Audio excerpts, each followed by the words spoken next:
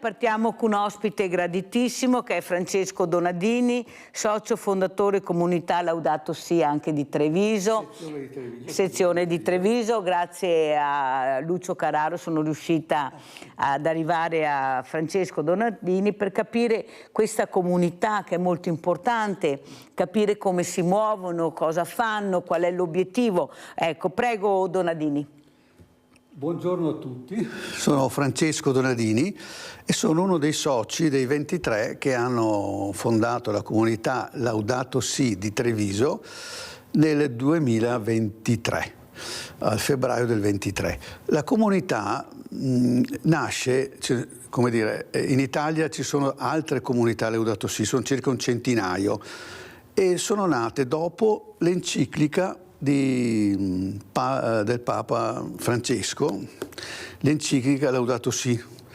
Questa enciclica Laudato Si è un'enciclica rivolta a tutti, è un'enciclica universale, rivolta all'uomo, rivolta all'ambiente, rivolta all'attenzione che dovremmo avere noi, tutti persone comuni, all'ambiente e a tutto ciò che nell'ambiente succede, sia per favorire il mantenimento di un buon ambiente intorno a noi, sia anche in maniera tale che anche i nostri comportamenti nei confronti dell'ambiente siano dei comportamenti adeguati alla realtà dell'ambiente stesso. E cosa si propone questo gruppo, questa associazione? Si propone di fare cose pratiche, buone pratiche, cose semplici che possano aiutare a capire l'importanza che ha la transizione ecologica. Allora, questa è una parola che forse può essere un po' difficile, un po' ostica, transizione ecologica, però è una parola che da sola fa capire la complessità dell'ambiente, che non è soltanto inquinamento, che non è soltanto rumore, che non è soltanto CO2 nell'atmosfera, ma è un modo di stare nella vita, nel vivere quotidiano per le persone, per le comunità e per le aziende. Allora, la prima cosa che abbiamo pensato, cosa possiamo fare di positivo?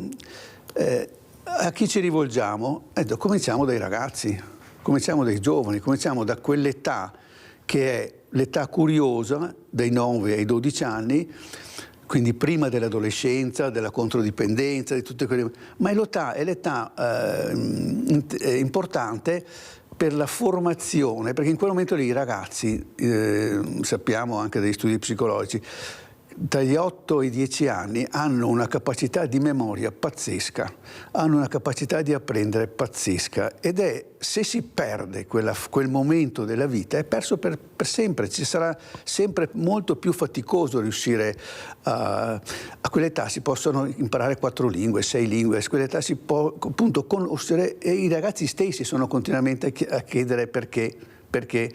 E devono avere degli adulti di riferimento che in qualche modo siano in grado, uno, di dare risposta, due, testimoniare che quella risposta non è così tanto per dirtela, ma è una cosa da vivere. Allora, io nella mia vita ho avuto un padre che era agronomo e quindi, quindi l'agricoltura, i contadini, la realtà della provincia trevigiana degli anni 60, quindi io oggi ho 73 anni, quindi lo accompagnavo in giro, mi rendevo conto quanto bisogno c'era, lui si arrabbiava perché mi tenevano sempre le mucche in stalla, non le portavano mai fuori, mentre se volevano fare più latte eccetera dovevano lasciarle libere. Ecco, questa passione, poi lui conosceva gli uccelli, sapeva riconoscere tutti quanti i canti degli uccelli, così io ho imparato i funghi, conoscevo i funghi, e tutte cose che io ho imparato e che poi logicamente, personalmente ho approfondito e ho studiato. Ecco. Ti fermo un secondo perché voglio salutare anche il dottor Paolo Hochner, astronomo, siamo riusciti a collegarci, poi riprendiamo. Buongiorno dottor Hochner, grazie di essere qui. Ecco, bisogna andare un po' nello spazio per vedere se c'è un po' di serenità, di libertà, ma mi sa che è diventata un'autostrada anche quella, non ci salviamo più da nessuna parte. Ecco, la ringrazio e la saluto. Allora, non so se ha sentito quello che ha detto il dottor Francesco Donadini, ecco, questa natura che dall'alto poi si può guardare, si può ammirare. Cosa vedete? Cosa vede lei, dottor Hochner? Ecco, lei che dall'alto può dirci anche cos'è quello che noi non riusciamo a vedere, che non capiamo, che non sappiamo, ci spiegano tutti pochissimo, la meteorologia è una cosa, l'astronomia è un'altra. Prego, dottor Hochner. La voce? Non c'è la connessione. Niente, allora continuiamo intanto che mettiamo a posto col dottor Hochner. Vedete cosa sta succedendo? Allora parliamo del ponte di Messina, parliamo della pista da bob, parliamo di grandi opere, poi non ci colleghiamo neppure col Montello perché manca la fibra, manca la connessione. Perciò io direi alla politica se per cortesia possono guardare anche queste cose, oltre a guardare oltre, perché è impossibile fare i collegamenti, non per colpa nostra di sicuro. E poi sicuramente dallo spazio la nostra Terra è sempre bellissima. Perché è una visione complessiva. Poi quando si va nel dettaglio, come diciamo, tanto più si va nel dettaglio, tanto più scopriamo l'inquinamento, i fumetti, i colori strani dell'aria. A proposito, io ho avuto anche la possibilità di vivere per un periodo nel grattacielo di Treviso, quello in via Pisa, all'ultimo piano. E da lì veramente negli anni si è visto come l'aria della pianura padana, perché da quel alto punto di osservazione che di solito è azzurrina, diventava giallina, grigetta, cambiava i colori a seconda probabilmente del tipo di inquinamento. Abbiamo Rinaldo da Venezia, poi continuiamo. Vai Rinaldo. Ciao Mirella e buongiorno ai tuoi ospiti. L'argomento che siamo di trattare non interessante, di più, però avremo da pensare che l'universo e la Terra, di quello che facciamo noi altri, non vi interessa niente. E la Terra e la natura si salva da sola. Quanti anni ha la Terra, l'universo? Con quello che ha passato con i piedi. I delinquenti siamo noi altri che la usiamo male. Questo è il problema. E non è parole, bisogna fare i fatti, i fiori, giusto i fiori. Ma ti vedi i fiori che fa una dimostrazione per via che vede qualcosa che non va, il capo manganea, ma perché? I fiori, quello che è il corso il continuo della vita, i giovani, e se loro hanno responsabilità, che impara a insegnare, diventare come il professore qua. E questo è la soluzione. E no, poi la Terra si arrangia da sola, e si mette a posto da sola, con vulcani, con robe, stravolgimenti via lavoro. Bisogna noi altri che la trattiamo bene, che la vivremo, che la godemo, tutto qua il problema. Non è difficile, però siccome che ti ripeto, andiamo avanti, noi dormiamo, siamo pusati sopra, è il denaro. E il denaro purtroppo fa quello che vogliono, e robe giuste non devi neanche considerare. Allora colpi fa, e fa male in tutto il mondo e nessuno gli vuole farlo. Cosa vuol dire? Vuol dire che quello che noi abbiamo, se meritiamo o no. Vero Mirella? Quello che semeniamo, l'abbiamo e niente da fare. Grazie Purtroppo, caro Rinaldo, grazie, buon fine settimana. Soprattutto a tutti voi, anche per l'appoggio che da quando poi sono rientrata veramente vi devo dire grazie, perché ci siete tutti e fa veramente piacere, perché vuol dire che la trasmissione, poi vedremo anche i dati, questo Media Nord-Est sta volando veramente come ascolti, vuol dire che qualcosa riusciamo veramente con le nostre trasmissioni, i nostri telegiornali, ecco, i nostri focus, entrare nelle vostre case, soprattutto nei vostri cuori. Allora, Francesco Donadini, dottor Donadini, lei ha parlato di ambiente, ha parlato di giovani. Io dico sempre che questi giovani hanno una creatività incredibile, lei l'ha anche detto, il problema è che bisogna tirargliela fuori. E se non c'è la famiglia, un'importanza enorme ce l'ha la scuola. Però la scuola bisogna che tu sei anche nella scuola giusta con gli insegnanti giusti, ma io non devo essere fortunato, io devo avere quello che mi aspetta di diritto, di essere accompagnato in un percorso educativo molto importante.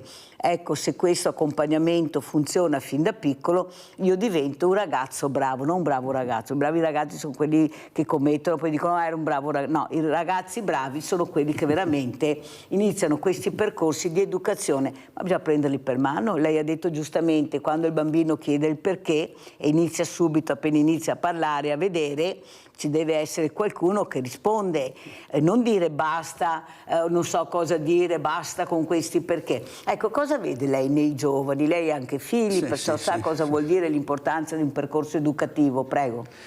No, io direi che infatti come comunità Laudato Si il primo passo è stato quello di fare questo album dedicato agli adulti che affiancano i ragazzi, perché l'album è, come dire, viene compilato, viene utilizzato dal ragazzo, però ha sempre bisogno di un adulto di riferimento. Infatti questo è stato fatto apposta per le scuole, in maniera tale che l'insegnante finalmente avesse un quadro generale della complessità della transizione ecologica, perché appunto ognuno sia poi in grado di vivere in modo responsabile.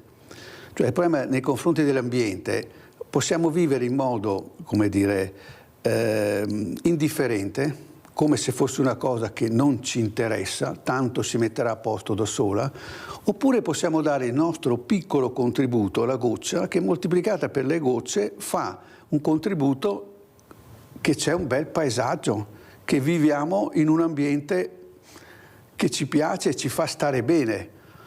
Io ho avuto una fortuna, posso dire, per 50 anni ho seguito un bosco. Sempre quello, ogni anno, una settimana in quel bosco. E ho visto come si muove il bosco, come cresce, come cambia, come reagisce ai cambiamenti climatici. 50 anni sono insomma una bella fetta di vita. Giustamente la Terra ha miliardi di anni, ha milioni di anni, e quindi è un altro discorso, ma noi viviamo oggi e il nostro vivere oggi determina un benessere per le generazioni future o un malessere. Cioè, allora devo correre perché il tempo è tiranno, sì. Sono le domande anche importanti che veramente vogliamo fare ai nostri importanti ospiti. Allora, dottor Hochner, mi sente adesso? Adesso sì. Ecco, adesso ci è bloccato un'altra volta. Una tragedia stamattina.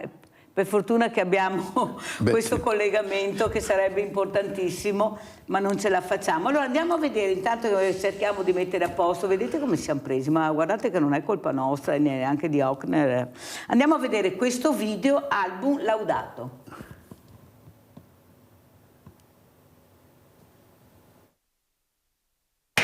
Ciao Lucio, ti vedo tutto assorto. Cosa stai leggendo di bello? Ciao Francesco, guarda, sto riguardando l'album Ecoscuola, l'album della transizione ecologica che come comunità Laudato Si di Treviso abbiamo voluto realizzare per dare un nuovo strumento alle nostre scuole, agli insegnanti e ai ragazzi, perché approfondiscano i temi fondamentali proprio della transizione ecologica. Cosa abbiamo fatto? Abbiamo convocato un gruppo di esperti a livello nazionale e internazionale per trattare temi che sono molto importanti anche per trasformare la scuola in ecoscuola, e cioè il cibo a scuola, come per esempio non sprecarlo, l'importanza dell'orto e dell'albero a scuola, il mondo degli insetti, l'importanza della biodiversità, il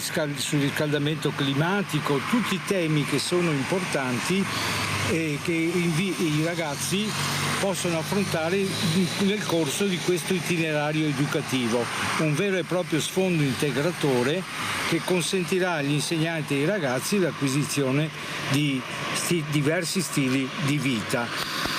È un album interattivo, nel senso che i ragazzi possono nell'album stesso attaccare gli sticker che abbiamo preparato e nello stesso tempo produrre ricerche e disegnare, prendere appunti proprio in forma quasi di diario di questo percorso.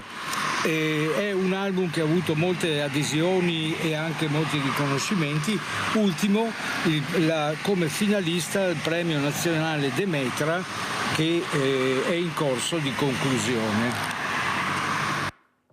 Molto importante questo servizio che abbiamo visto, capite l'importanza che stanno facendo queste organizzazioni, è diventata un'organizzazione, Laudato Si. Ieri ho avuto anche Suor Francesca, che anche lei fa parte del Laudato Si, e ha spiegato molto bene anche le passeggiate, ecco, per riunire le persone, le famiglie, stare assieme nell'aria, nella natura, con la natura, che si fa poco anche questo. Abbiamo da Venezia, andiamo a Belluno, abbiamo Giuseppe. Ciao Giuseppe. Ciao Mirella, io mi ricordo di te, ero venuto anche in trasmissione anni e anni fa. Ascolta, secondo me stanno terrorizzando i giovani con teorie assurde. Ti faccio un esempio banale. Un giorno vado con mia nipote in montagna, così mi fa: zio, ma lo sai che la carta distruggerà il pianeta? Come, prego? Sì, perché la carta, per fare la carta buttano giù, tagliano gli alberi e quindi non ci saranno più alberi. Cioè, queste sono cose che gli hanno insegnato a scuola. Ma guarda, gli ho detto che gli alberi da carta vengono anche piantati. Cioè, noi ad esempio nelle nostre montagne non abbiamo il problema della deforestazione, ma abbiamo il problema dell'invasione del bosco. Faccio un esempio. E questa Europa, tra parentesi, ambientalista, animalista, eccetera, sta facendo esattamente l'opposto. Cioè, le maglie si stanno spopolando a causa dei lupi, degli orsi. Poi un esempio emblematico, ormai che parliamo di ecologia: se voi parlate con qualsiasi meccanico coscienzioso, no, allora vi dicono che le macchine inquinano. La mia macchina inquina. Perché? Perché mettono lo strumento nel tubo di scarico di una Euro 1, nel tubo di scarico di una Euro 7, oppure quelle elettriche, e dice: vedete, qui non esce niente. Allora, se voi parlate con un meccanico, Mirella, ti dice: io l'altro giorno gli ho chiesto al mio cliente: ma ascolta, se noi tiriamo via l'AdBlue, l'urea, la macchina consuma di più o di meno? Di meno, mi fa. Il motore si rompe di più o di meno? Di meno. Se tiriamo via la marmitta catalitica, la macchina va meglio o peggio? Meglio. Consuma di più o meno? Meno. Il motore dura di più? Certo. Allora, vedete che io mi meraviglio, ma queste sono cose dettate dall'altro, poi hanno gli utili idioti che gli vanno dietro. Hanno fatto dei motori talmente perfetti ora che se tirassimo via tutte quelle cose lì, perché è vero che singolarmente tu misuri l'inquinamento e inquina di più, ma se il motore dura meno e devi produrre più motori, inquinerai. Se consumi più gasolio, inquinerai. Faccio un esempio: mio fratello ha 2 macchinari con 400 cavalli uno che vanno 3-4 ore al giorno. Allora, uno è vecchio e uno avrà 3 anni con l'AdBlue, con l'urea. Allora, consuma di più quello nuovo, 3-4 volte all'anno devono venire a ripararlo da Padova. Allora la domanda è: costruire quel motore lì che durerà di meno ha un inquinamento o no? Il meccanico che parte da Padova arrivare a Belluno a riparare il camion di mio fratello inquinerà o no? Vedi che manca il buon senso e il ragionamento. Sono tutte cose dettate dall'alto per creare confusione. La verità è che non ci vogliono con un'auto propria, con una casa propria, quindi anche tutti questi lavaggi del cervello che fanno i bambini, che l'acqua e l'inquinamento e la legna inquina e tutte quelle stronzate lì, è perché ci vogliono depredare della nostra libertà con teorie assurde e ridicole. Grazie Giuseppe, adesso abbiamo anche in collegamento il nostro dottor Ochner, astronomo. Allora, dottor Ochner, speriamo funzioni il collegamento. Naturalmente, come vede come siamo presi, andiamo nello spazio a fare i giretti, ma qua è un disastro, i collegamenti e le connessioni. Allora, dottor Ochner, cosa vede lei invece dalla sua angolazione importante, ecco, questo pianeta, questa terra, questa meraviglia, lo spazio? Prego, dottor Ochner.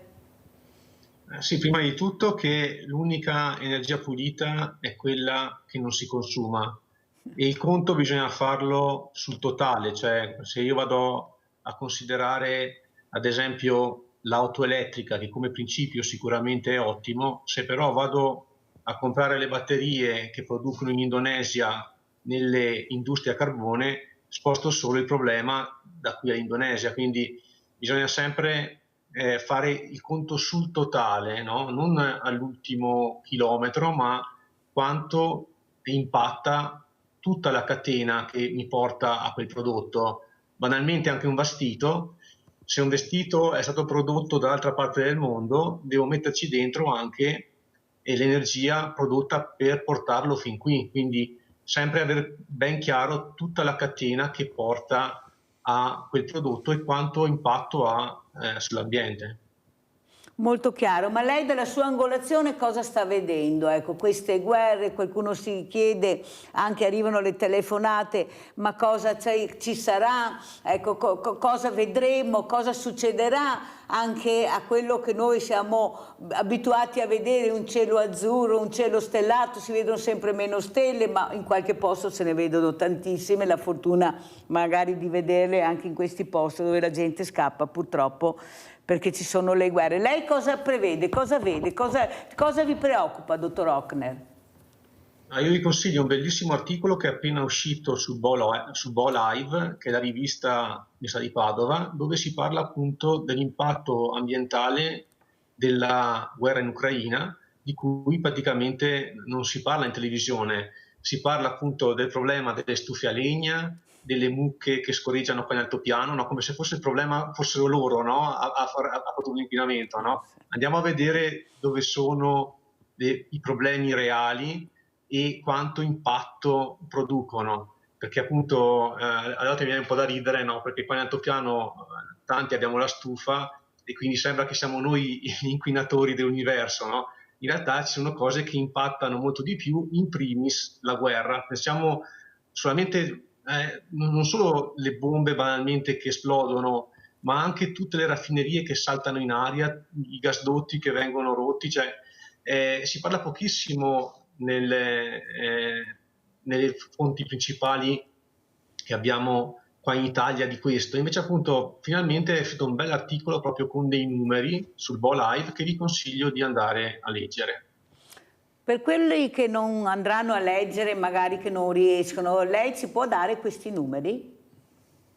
Sì, sono numeri importanti perché praticamente solo la guerra va a inquinare come i più grandi stati mondiali, quindi l'impatto, come chi ha un po' di buonsenso può capire, è enorme. E per non parlare poi anche dello spostamento delle rotte degli aerei, perché ormai gli aerei sono vincolati a passare sotto il Mar Nero e quindi se guardate su Fly 24 vedete proprio che c'è praticamente una coda di aerei che devono per forza passare là sotto e quindi anche questo andrà sicuramente a creare dei cambiamenti nel clima, però appunto se ne parla purtroppo poco. Secondo lei, dottor Hochner, se ne parla poco perché non avrebbero le carte da giocare nel spiegare perché sta succedendo questo, o se ne parla poco perché qualcuno vuole tenere nascosto le informazioni utili invece che potremmo avere per capire che ci stanno prendendo in giro e, come dice lei, stanno mettendo veramente, diciamo, il controllo su cose che veramente non esistono, mentre di mettere proprio la visione del controllo dove veramente servirebbe. Ma io sono dell'idea che questi grandi della Terra non riescono, non gliene frega niente dell'umanità, questo è il grande problema. Ecco, ormai quello che regna è il business, è il denaro, è diventare sempre più forti, più famosi, pensano di essere eterni, sperano sempre che da 120 anni magari la ricerca e la scienza porti a 200, a rimanere qua per sempre, ecco, accumulare sempre di più ricchezze, mentre c'è un'umanità che sta soffrendo in maniera incredibile. Ecco, questo fa veramente paura, dottor Hochner. I messaggi che arrivano a questi ragazzi sono veramente incredibilmente distruttivi. Però abbiamo una fortuna, dottor Hochner, che i giovani sono ottimisti. Io li ho invitati in trasmissione, studenti, e specialmente una ragazza, la cito sempre questa frase che mi ha detto: vedrai Mirella che prima o dopo ce la faremo, riusciremo ad avere noi la situazione nelle nostre mani, bisogna vedere cosa lasceremo, come ci arriveranno. Penso che ci stanno battendo anche per questo. Io che protestano per l'ambiente, io vedo solo giovani, solo ed esclusivamente giovani, anzi vedo i meno giovani che dovrebbero ringraziarli, che sono arrabbiati con questi giovani che protestano per l'ambiente come se loro portassero via qualcosa, e stanno invece dimostrando anche per la salute di questi diversamente giovani che non riescono a capire che qualcuno veramente li sta strumentalizzando. Donadini, prego. No, ma in effetti la parola d'ordine dovrebbe essere complessità, cioè non ci sono vie sbrigative, non ci sono semplificazioni, c'è una realtà molto complessa dove si sta, come dire, se noi entriamo poi a livello di cosa sta succedendo nel mondo, giustamente questi governanti che non sono, perché la politica doveva essere, è nata per essere a servizio di. Allora, se è a servizio di un bene comune, di una comunità, porta a certi risultati, ma se è a servizio degli affari, come è adesso, porta a altri risultati distruttivi. Cioè, quello che sta succedendo in questo momento nel mondo è una cosa che non è mai successa, cioè la guerra contro i civili, proprio guerra nel senso organizzata contro i civili, che prima era in mano solo ai terroristi, è finita in mano anche a uno Stato che è scivolato e fa fatica a venirne fuori, perché distruggere è più facile che costruire. Distruggere è più facile che costruire. Allora, i nostri ragazzi non sono terrorizzati perché qualcuno gli insegna qualcosa. I nostri ragazzi, secondo me, giustamente, sono positivi perché hanno quella fascia della vita che è fatta apposta per imparare. E se hanno di fronte anziani come me, che sono magari riluttanti, non li entusiasmano perché testimoniano qualcosa di buono e di positivo, loro crescono lo stesso, però nei confronti degli anziani giustamente si fanno un'idea ben diversa, che ostacolano il loro sviluppo invece che affiancarlo. Questa è la realtà. Quindi quando noi abbiamo, come ha detto, cosa possiamo fare? Ognuno di noi è già impegnato di qua e di là nel territorio, a casa, nel quartiere, nella politica, però facciamo un'opera, un libro che vada bene, ma no, con chi? Cerchiamo gli esperti, abbiamo trovato 12 e facciamo capire che la transizione non è la risposta consumo di meno, consumo di più, ma è una cosa è uno stile di vita e anche di parola, per cui non parlo a straparlo, ma parlo se sono informato veramente, non perché ho sentito l'amico dell'amico, ma perché sono informato, studio, come dice il professore, che mi consiglia uno. Cioè oggi abbiamo dimenticato che bisogna studiare, capire le cose e poi parlare. Adesso da Venezia Belluno andiamo a Vicenza, vedete che ci guardano dappertutto. Abbiamo Lina da Vicenza. Ciao Lina. Ciao Gabriela, ciao. Ti vedo spesso a volte, non sempre, ma adesso sono costretta a stare in casa perché non ho più neanche la macchina. E allora perciò devo stare in casa e poi sperare se qualcuno va a farmi la spesa per me. Mi voglio soltanto dire, il nostro governo per me mi fa schifo, perché mi ho conosciuto nella famiglia, ma tanto tempo fa era venuto nel mio paese, non questo quando abito adesso, ma in un altro paese poco lontano, e neanche dato una stufa o uno focolaio da accendere le fuoche. E aveva 12 figli, no 12, e mi fa schifo anche il mio governo già da allora adesso, perché io l'età che ho 92 anni e mi fa schifo pensare solo a cose che hanno fatto a quella famiglia. Neanche mai visto che vada fuori i bambini a giocare in cortile con noi ragazzi, che ce n'erano tanti bambini da vicino a noi a giocare, non veniva neanche mai fuori, non li ho mai visti neanche nella scuola. Non so se sua mamma fosse maestra cosa fuori, ma so che suo papà era maresciallo della Marina a Montecchio, ne dico altro, a Montecchio, e aveva 12 figli perché l'ultima è nata a giugno dell'ultimo anno del 45. Ecco, dico solo quella. Come si fa a mandare qua una persona con 11 figli, poi è arrivata alla 12ª e loro non hanno dato neanche un pezzettino di legna, Ma come si fa a mandare qua una persona con tanti chili e non darle neanche un pezzo di legno a scaldarsi in casa? Come si fa? Io ero piccola quando è successo questa cosa qua, ma sono ancora con la testa buona, che vengo a 92 anni. Grazie Carolina, guarda Lina, mi fa un piacere enorme sentire queste persone che sono vive intanto, che hanno voglia di dire quello che pensano, quello che hanno visto, i ricordi, e far riaffiorare i ricordi, perché perciò se questa trasmissione serve anche questo, io sono veramente contenta di farla. E grazie Lina anche per la tua grinta che ancora conservi, sei una diversamente giovane, come piace dire a Mirella, perché non mi piace la parola anziani, perché la pelle invecchia, il corpo invecchia, però la mente, se è stimolata nella maniera giusta anche, e gli occhi soprattutto, quello continua a vivere e le persone vogliono vivere anche se hanno 80, 90, 100 anni. Ecco, io cito sempre il professor Silvio Garattini, che ho l'onore di avere ospite diverse volte, e io dico sempre che il professor Garattini non ha età.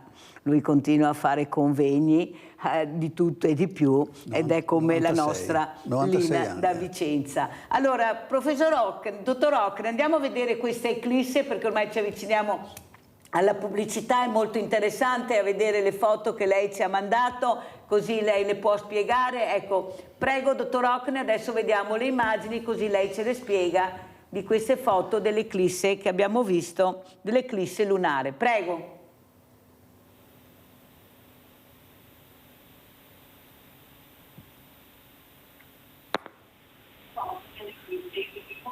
È andata via la voce un'altra volta. E la luce che attraversa meglio la nostra atmosfera appunto è quella rossa. E coinvolto da un mio amico Alessandro Ravagnin di Roma de Zedino, abbiamo deciso di portare i telescopi dalle parti di Enego per riuscire a osservare la Luna che sorgeva proprio dietro il sacrario militare del Monte Grappa, quindi avere questo effetto particolare della Luna in eclisse che sorge là dietro. Quindi abbiamo fatto dei test all'inizio, il giorno prima, per capire dove poteva sorgere, e queste sono le bellissime immagini ottenute da Alessandro della Luna in eclisse che sta sorgendo proprio dietro il sacrario. Questa è una simulazione che avevamo fatto col computer per capire dove poteva sorgere, e quindi insieme a tantissimi altri appassionati di astronomia abbiamo fatto appunto queste osservazioni. In realtà l'idea è di fare anche delle osservazioni scientifiche attraverso lo spettro della Luna, cioè andare a scomporre la luce della Luna in modo tale da rilevare dei particolari tipi di luce emessi dalla corona solare, che è la parte più esterna del nostro Sole. Però purtroppo all'inizio c'erano un po' di nuvole, la Luna era bassa, quindi diciamo le osservazioni scientifiche sono venute un po' meno. Invece però vedete qua adesso, queste proprio sono immagini reali ottenute proprio dagli scatti fatti da Alessandro mentre la Luna stava sorgendo. Quindi invece che diventare nera, come uno può immaginarsi, la Luna diventa rossa, perché l'ombra della Terra in realtà non è nera, ma l'atmosfera fa un effetto lente e convoglia la luce, in particolare quella rossa, all'interno della sua ombra, e quindi abbiamo questo bellissimo effetto che era ben 7 anni che non potevamo ammirare qui in Italia, perché una serie di congiunture sfortunate, insomma, le eclissi le hanno viste in altre parti del mondo.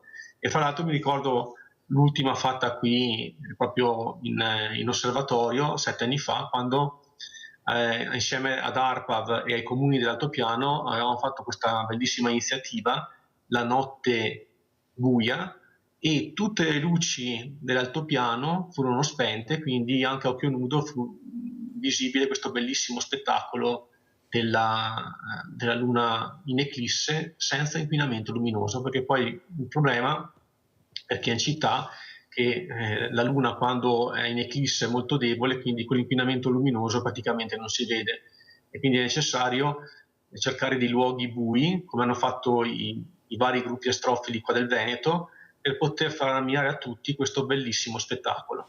La natura che splende, la natura che ti fa meravigliare, rimanere a bocca aperta. Avete visto queste immagini straordinarie. E adesso andiamo a Padova dal nostro Livio. Vai Livio!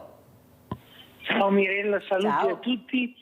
Volevo rivolgere una domanda al professore, all'astronomo. E dunque,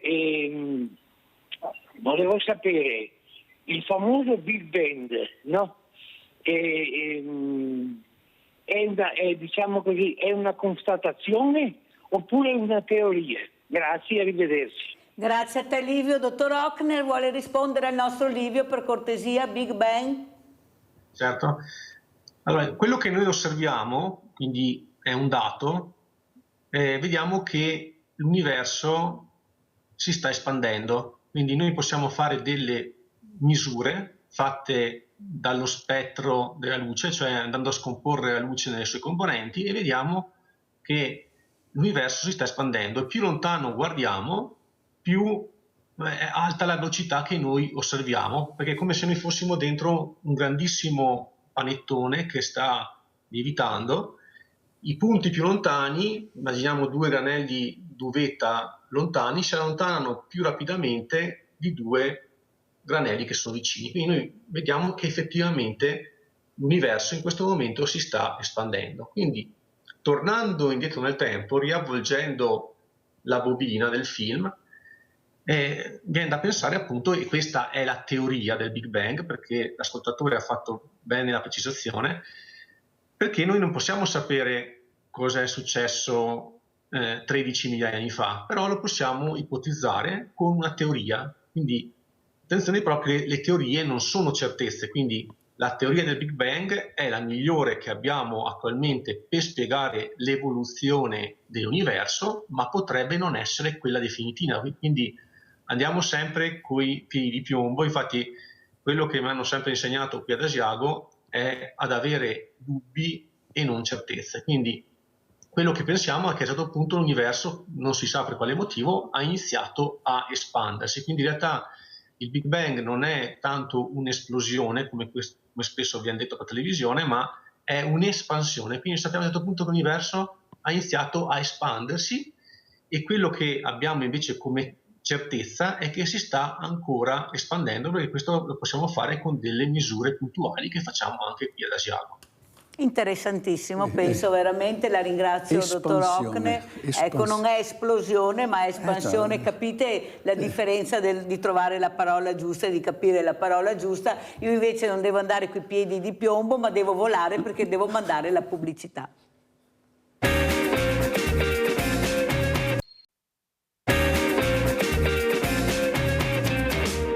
Allora saluto Francesco Donadini, per chi non lo conoscesse, il dottor Francesco Donadini, socio fondatore comunità Laudato Si di Treviso. Stiamo appunto capendo, ecco, il rispetto dell'ambiente, della persona, l'etica, assieme al dottor Paolo Hochner, astronomo. Dottor Donadini, ma l'etica soprattutto, questa etica che si sente poco, è una parola magica ma che viene o sottovalutata oppure non gliene frega più niente. Io sono io, faccio quello che voglio perché ho il potere di fare questo, e questo non va assolutamente bene. Si parlava di ragazzi, io ho fatto, lo dico spesso, test a questi ragazzi che vengono in trasmissione, studenti che non si conoscevano tra loro, e ho detto le 3 cose più importanti che voi mettete nella scala quali sono, e sono rimasti quasi tutti a bocca aperta perché pensavano chissà cosa dicessero, ed è stato detto la famiglia, la scuola e l'amicizia.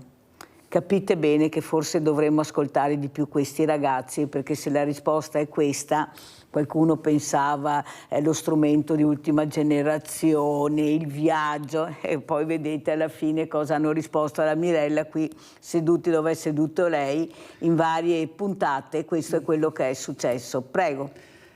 Famiglia, scuola, amicizia vuol dire che hanno avuto intorno anche degli adulti che in qualche maniera gli hanno trasmesso la passione, perché anche a scuola non tutti i docenti sono uguali. Anch'io ne ricordo alcuni, ma quei pochi che ho avuto bastano per giustificare quegli altri che non hanno trasmesso niente. Quindi quanto è importante trovare nella propria vita qualcuno che ti entusiasmi, perché ha degli ideali, l'etica, ideali, etica, cioè i valori. Noi siamo nel mondo del consumismo, ma è che stiamo diventando consumati. Cioè, facciamo una confusione enorme tra emozione e felicità. Cioè l'emozione, la gioia è facile, compro qualcosa che mi piace, trovo, assaggio, ma quello che è importante nella vita non è l'emozione, che sono momenti importanti, ma è la felicità. La felicità è un rumore di fondo, che ce l'hai o non ce l'hai. E la felicità non si improvvisa, è qualcosa che si costruisce lentamente con dei valori che vengono assimilati, con avere la passione dell'ambiente, guardare cioè non guardare, imparare ad osservare.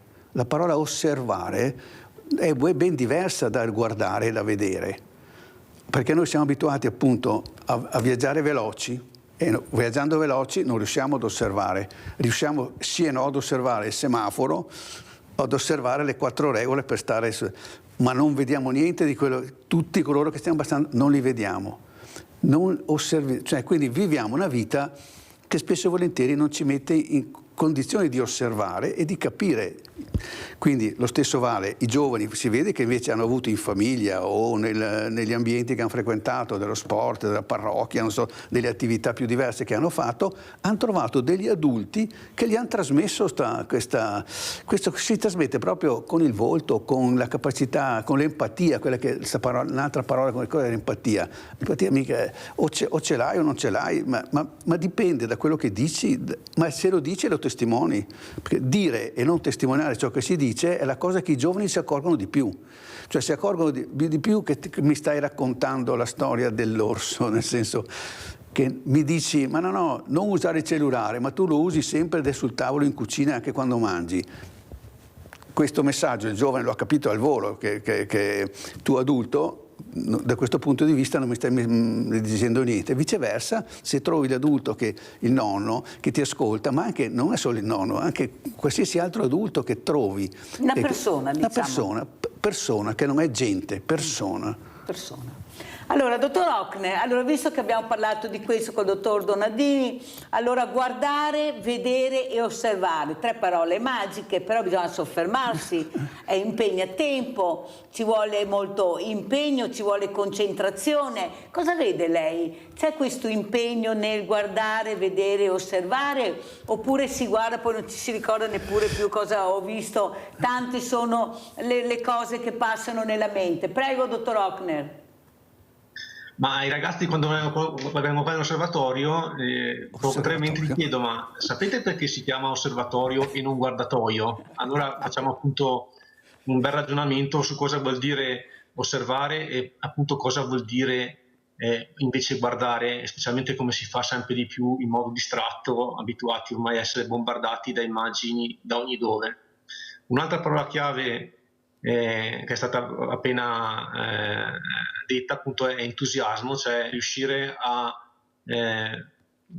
accendere la miccia dell'entusiasmo nei ragazzi, perché vedo che sono veramente non aspettano altro di poter essere indirizzati e qui appunto seguiamo dai bambini della scuola dell'infanzia fino ai nostri studenti di università, e quindi è importante passare appunto l'entusiasmo e appunto essere credibili, quindi concordo con quanto detto precedentemente 100%.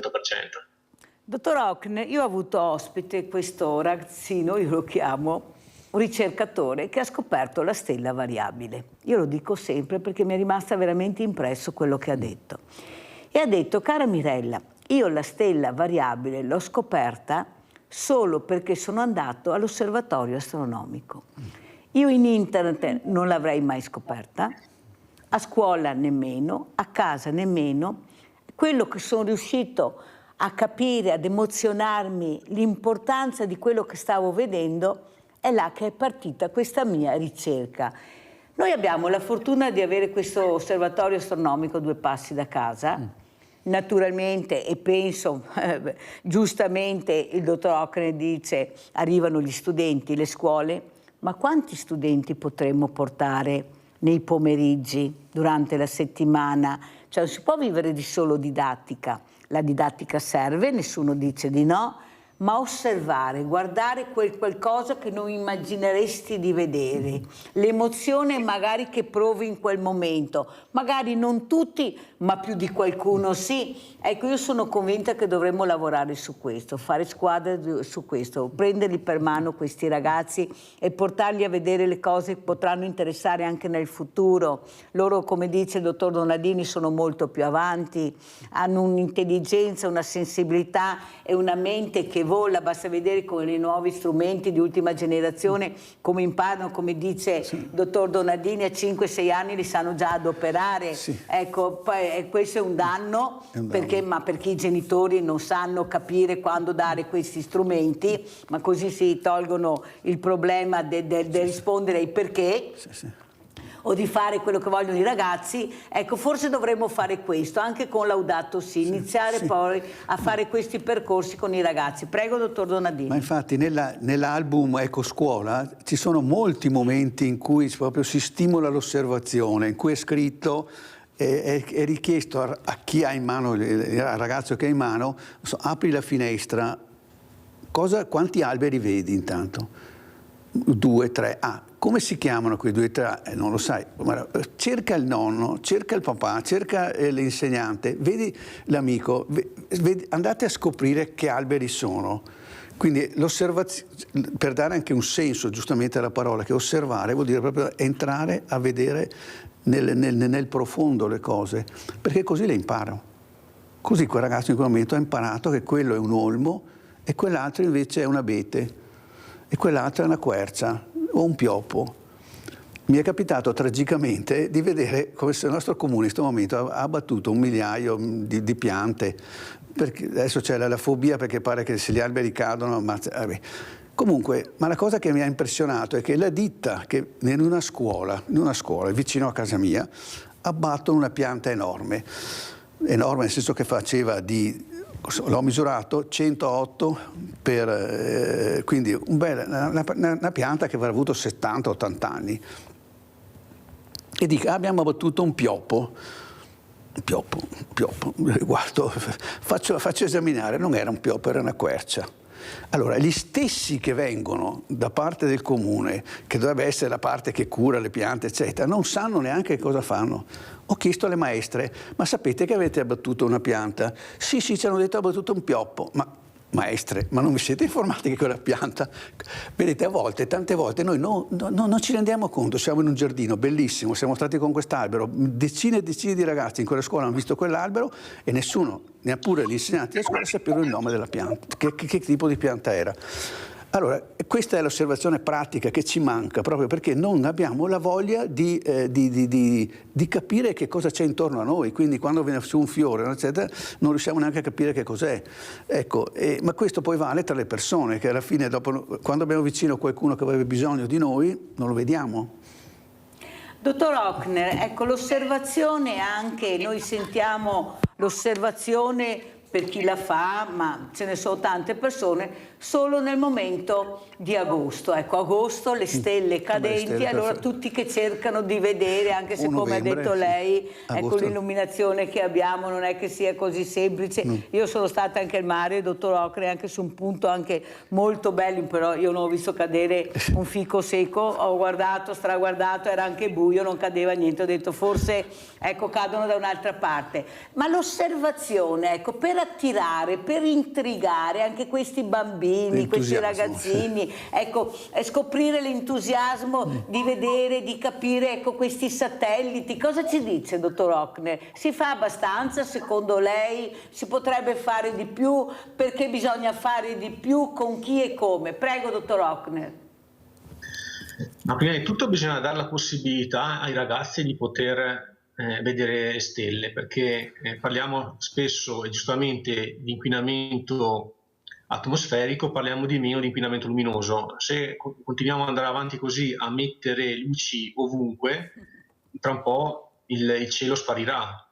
E per non parlare poi dei tantissimi satelliti che vengono messi in orbita, quindi abbiamo un via vai la sera di aerei, satelliti che passano in cielo, quindi prima di tutto dobbiamo preservare la possibilità di osservare il cielo.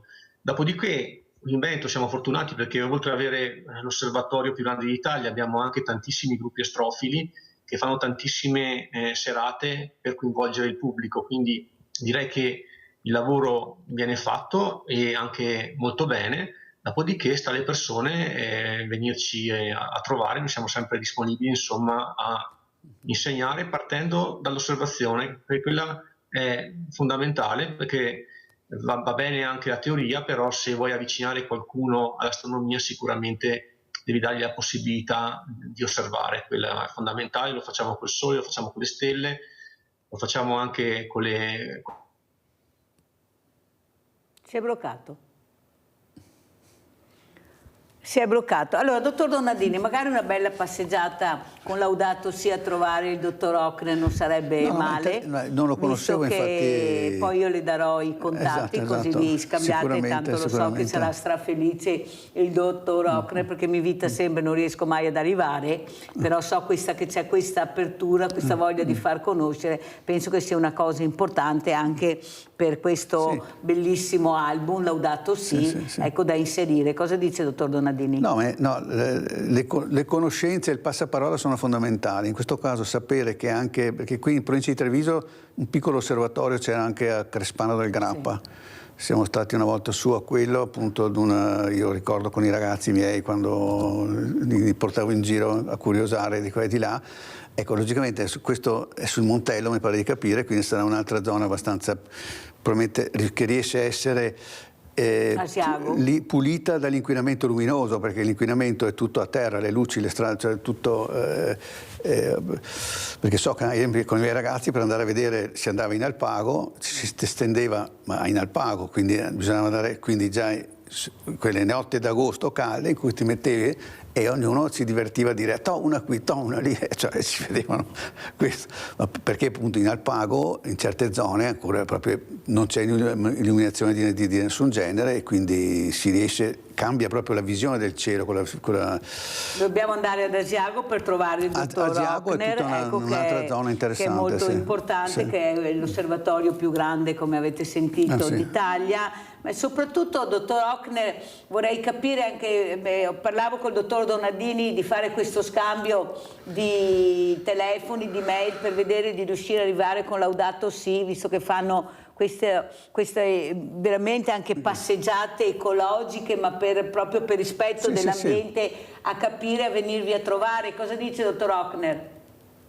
Ah certo, ma ad esempio qua in altopiano con appunto le guide altopiano facciamo trekking di astronomia, quindi facciamo dei percorsi con le guide naturalistiche, loro parlano appunto della parte di botanica, di ecologia, e poi c'è l'arrivo qua in osservatorio dove con me trattano invece la parte astronomica, quindi sicuramente sono cose che vanno assieme, insomma, perché comunque il cielo confina con la terra, quindi è un tutt'uno in realtà. Senta, dottor Hochner, se avesse i 3 grandi 4 della Terra, che non sono tanti di più, saranno anche 5, ma non di più, cosa direbbe loro se li avesse di fronte, dottor Hochner? Ci sarebbe tanto da parlare, perché penso bisogna partire dalle fondamenta e fargli un bel discorsetto a 360 gradi, perché se si guarda in una sola direzione non si arriva da nessuna parte. Purtroppo se uno è incanalato e vede solo i soldi non si va da nessuna parte. Penso che sia un problema appunto che parte dalle fondamenta, quindi deve fare un ripasso dalla loro infanzia fino adesso, perché appunto se, come diceva appunto Donadini, se uno non viene seguito fin dall'infanzia, dalla famiglia, a un gruppo di persone che lo stimolano eccetera, poi alla fine uno va a perdersi e quello che vede è solo il guadagno. Io la ringrazio veramente, dottor Paolo Hochner, astronomo, di essere stato con noi, collegato con noi dall'Osservatorio Astronomico di Asiago. Veramente grazie anche per le immagini che ha mandato, bellissime, queste eclissi splendide, magari tanti non avevano mai visto, perciò mi fa veramente piacere. Spero che il dottor Donadini si fermi ancora un po', perché è importante anche capire questo Laudato Si, ci tengo tantissimo, perché forse tutti quanti potremmo fare qualcosa in più, un passo in avanti proprio con Laudato Si. Pubblicità.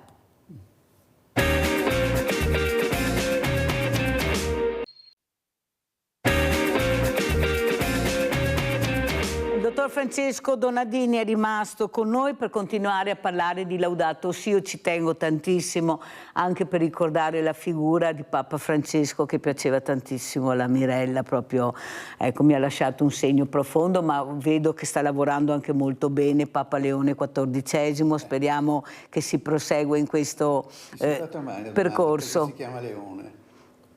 Perché si chiama Leone? Perché si chiama Leone. Perché si chiama Leone? Ma io, conoscendo un po' San Francesco, la storia e tutto, San Francesco aveva un segretario a cui che poi è quello che ha raccolto tutti gli scritti, i pensieri di San Francesco. Sai come si chiamava? Leone. Frate Leone.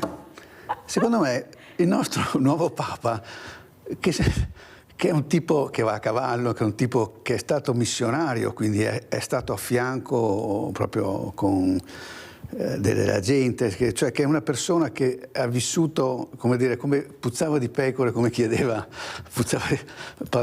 Papa Francesco. È attenta perché in effetti le persone non puoi pensare che uno sia uguale all'altro, ognuno ha le sue caratteristiche, ma l'aver scelto è stato un grande gesto di umiltà, secondo me, e di dire provo a mettere in pratica ciò che ha fatto il mio predecessore. Io l'ho vista così, poi è un pensiero però è un bel pensiero, abbiamo capito dall'angolazione del dottor Donadini perché questo nome di Leone, di Papa XIV, Leone XIV. Allora saluto Fulvio Cavallari, non c'è ancora, allora continuiamo con il dottor Donadini.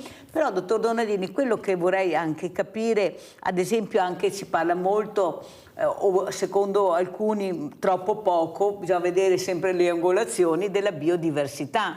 La biodiversità che è una cosa fondamentale, è una cosa che forse è stata spiegata poco, ecco, non si riesce a conoscere abbastanza, invece è quella che ci dà il respiro. Guai se non ci fosse. Prego, dottor Donadini. No, biodiversità, come dire, è la ricchezza che ha il suolo, l'ambiente, nel senso l'Italia, per dire, con la sua configurazione morfologica e geologica, è estendendosi molto in lungo, creando un'infinità di climi diversi, perché appunto ci sono, prolungandosi in mezzo a dei mari, ha creato un ambiente all'interno con continue diversità che hanno fatto sì che l'Italia è il paese cosiddetto della biodiversità, perché non ci sono tante specie agricole o botaniche quante ce ne sono nei 300.000 chilometri che è l'Italia, 300.000 chilometri di superficie dell'Italia. Tant'è vero che appunto a livello di conseguenza di formaggi, di prodotti tipici, abbiamo un elenco ormai di oltre 6.000 prodotti tipici tradizionali italiani. Il Ministero ogni anno pubblica un elenco che certifica prodotti, che vuol dire che sono tipici o tradizionali di quel luogo, nel senso che quel tipo di cipolla cresce lì. Poi ed è lì che si è sviluppata, che nel tempo ha cambiato, il colore è diventato tutto d'oro, tutto invece tutto rosso. Ecco, la biodiversità è quello che abbiamo intorno a noi,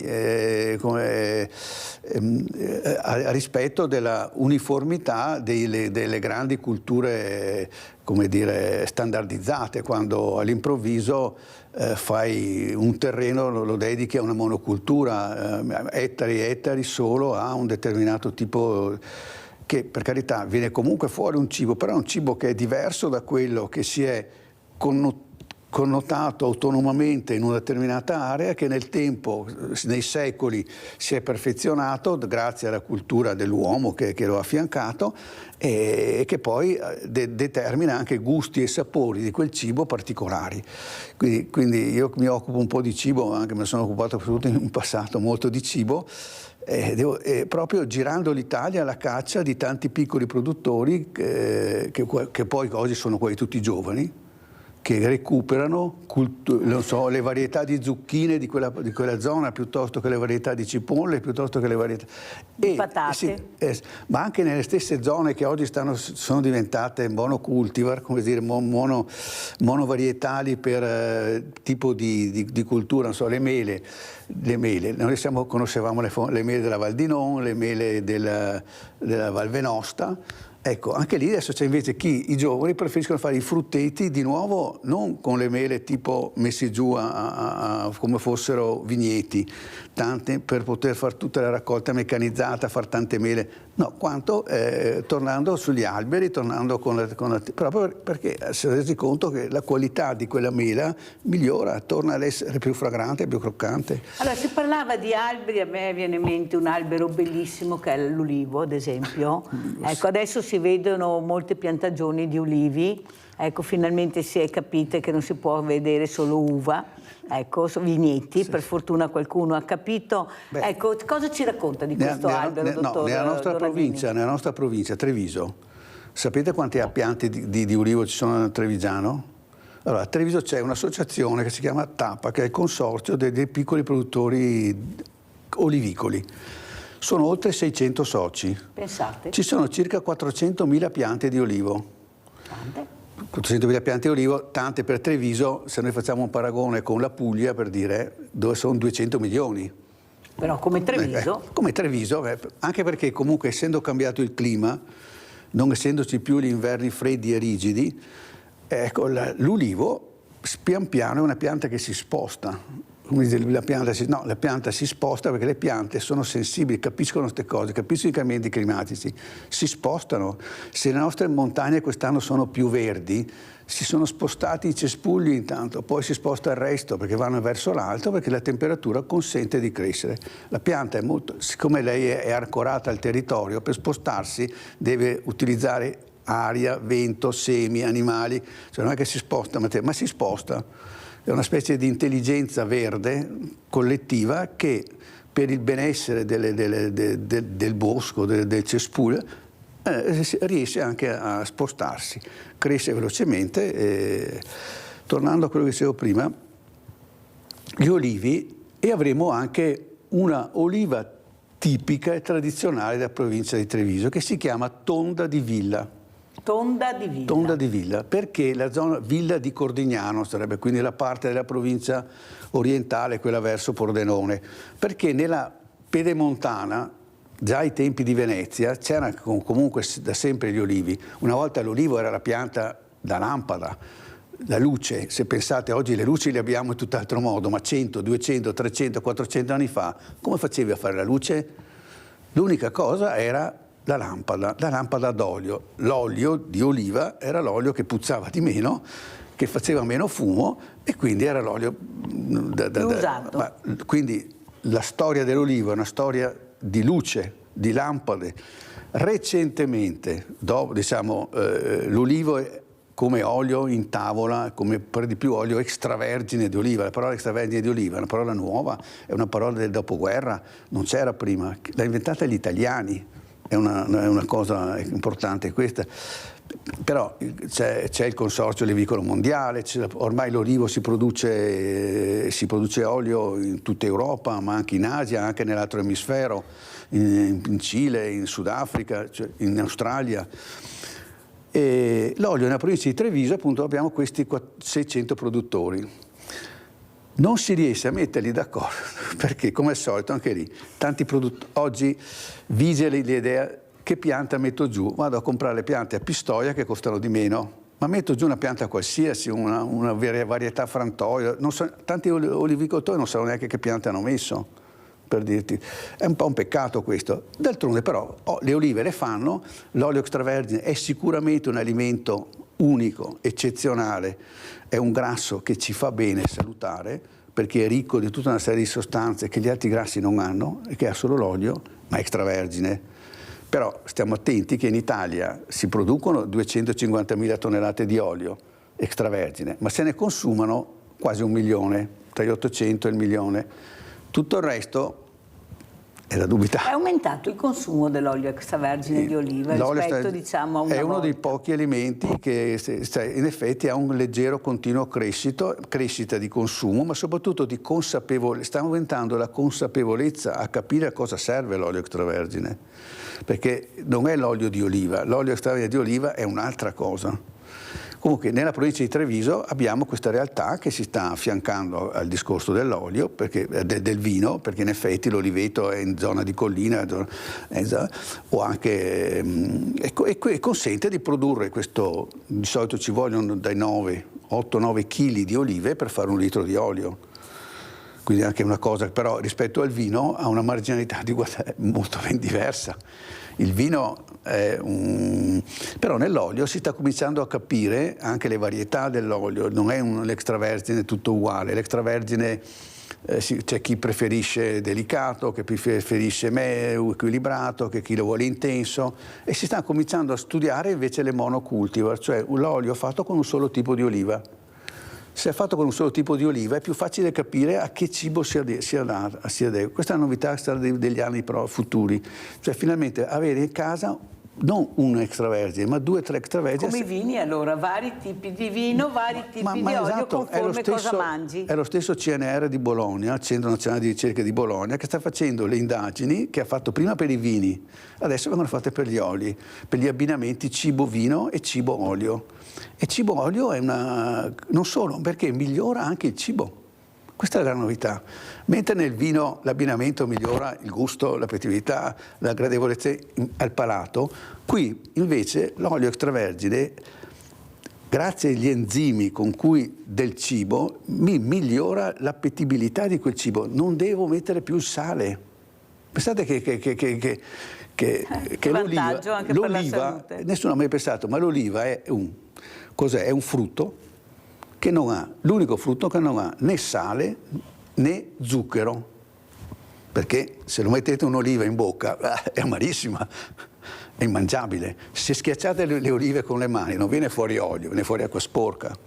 Ecco, invece ci vuole un frantoio, e i frantoi di oggi non sono i frantoi di 500 anni fa, di 1000 anni fa, fatti per fare olio da lampade. Sono frantoi che, grazie alla tecnologia che è migliorata, lavorano con temperature di lavorazione basse. Cosa vuol dire? Che dal frutto di oliva, nell'olio extravergine, tutte le vitamine ci sono, perché lavorando a 27 gradi, l'oliva è la vitamina normalmente è termolabile, a 40-45 gradi cessa la sua funzione. Nell'olio extravergine la mantiene. Olio extravergine, non olio di oliva. Perciò non serve nell'insalata, tu metti l'olio d'oliva. Nell'insalata, se ci metto la tondina, cos'è la tondina? Questa oliva è un olio calabrese, la tondina, delicatissimo, però sapido. Per cui se ci metto la tondina non serve più il sale. Pensate, quindi da questo punto di vista l'olio extravergine è salutare, perché viene incontro al mio benessere, viene incontro proprio Allora, visto che non riusciamo a collegarci con Fulvio Cavallari, vediamo se c'è, ma nella regia mi dicono che non riusciamo a fare il collegamento, continuiamo invece a imparare col dottor Donadini, perché è molto importante. Ma le olive devono essere raccolte ancora verdi, crude, devono essere mature per un buon olio, perché impariamo anche a capire, visto che sono interessanti queste conoscenze che abbiamo questa mattina anche sull'olio. Innanzitutto le olive, gli olivi, le piante di olivo, in Italia ci sono circa 500 varietà di olivi. Cioè, varietà vuol dire, parlavamo di biodiversità, la biodiversità ha fatto sì che nell'area italiana si sviluppassero oltre 500 varietà diverse di olive. Quando dico tondina, quando dico taggiasca, quando dico coratina, sono nomi delle olive che di solito hanno anche un'area specifica, la coratina la Puglia, la tondina la Calabria. Poi ci sono altre, frantoio, è un'oliva che si chiama frantoio, ma la troviamo in tutta Italia, perché probabilmente è un'oliva nata proprio per fare, soprattutto per quello scopo lì. Ecco, e quindi le olive, l'olivo che noi vediamo che ha le foglie grigie, argente, una pianta molto bella, le foglie dell'olivo, se le osservate, poi gli olivi non hanno tutte le foglie uguali, più o meno lanceolata a seconda del tipo di oliva. A sua volta l'oliva può essere piccola, grande, tonda, forma di allungata, forma ovale, possono avere varie forme. Tant'è vero che più sono piccole più è faticosa la raccolta, perché comunque ci vogliono 7-8, dicevo, chili di oliva per fare l'olio. E quando si fa l'olio si fa perché scatta una fermentazione particolare nello schiacciamento tra la buccia dell'oliva e il nocciolo.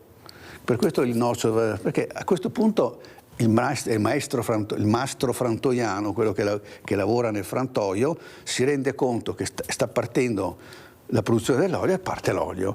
Quindi l'olio non è schiaccio e ci vuole anche tutta una serie di granulazione tale per cui siamo arrivati al punto che il macinamento è tale per cui le bucce presenti all'esterno e all'interno scatenano questo liquido dal colore giallo oro, giallo verde, giallo di... Conforme l'oliva? Conforme l'oliva.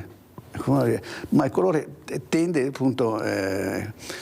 questo è l'olio extravergine che portato in tavola genera un prodotto, l'olio extravergine di oliva, unico nel suo, cioè non ci sono dei grassi alimentari che abbiano tutti quegli oli che scrivono extravergini invece che vengono come allora, cosa succede? Che vengono da altri paesi? Il problema è che il mondo dell'olio non è in mano al frantoiano, cioè chi fa l'olio, ma è in mano a chi lo commercia.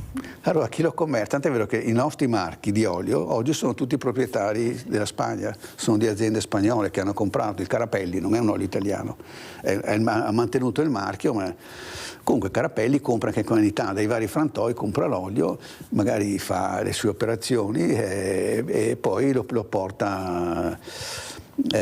però magari sono extravergini non al 100%, c'è tutta un'analisi molto faticosa e nel mondo dell'olio spesso e volentieri sono successe di tutto e di più. Allora, dottor Donadini, visto che non abbiamo altri collegamenti perché veramente la connessione stamattina è un disastro, quello che volevo capire, allora, visto che è il periodo dei funghi, lei è esperto anche di funghi, parliamo anche di funghi. Sì, esatto. No, la passione per l'olio è nata casualmente proprio come consumatore, che volevo capire che cosa mangiamo. Io poi, come dire, ho avuto anche un infarto a suo tempo e quindi mi sono messo nelle condizioni, ma io la mia alimentazione fino adesso posso migliorarla o non posso migliorarla?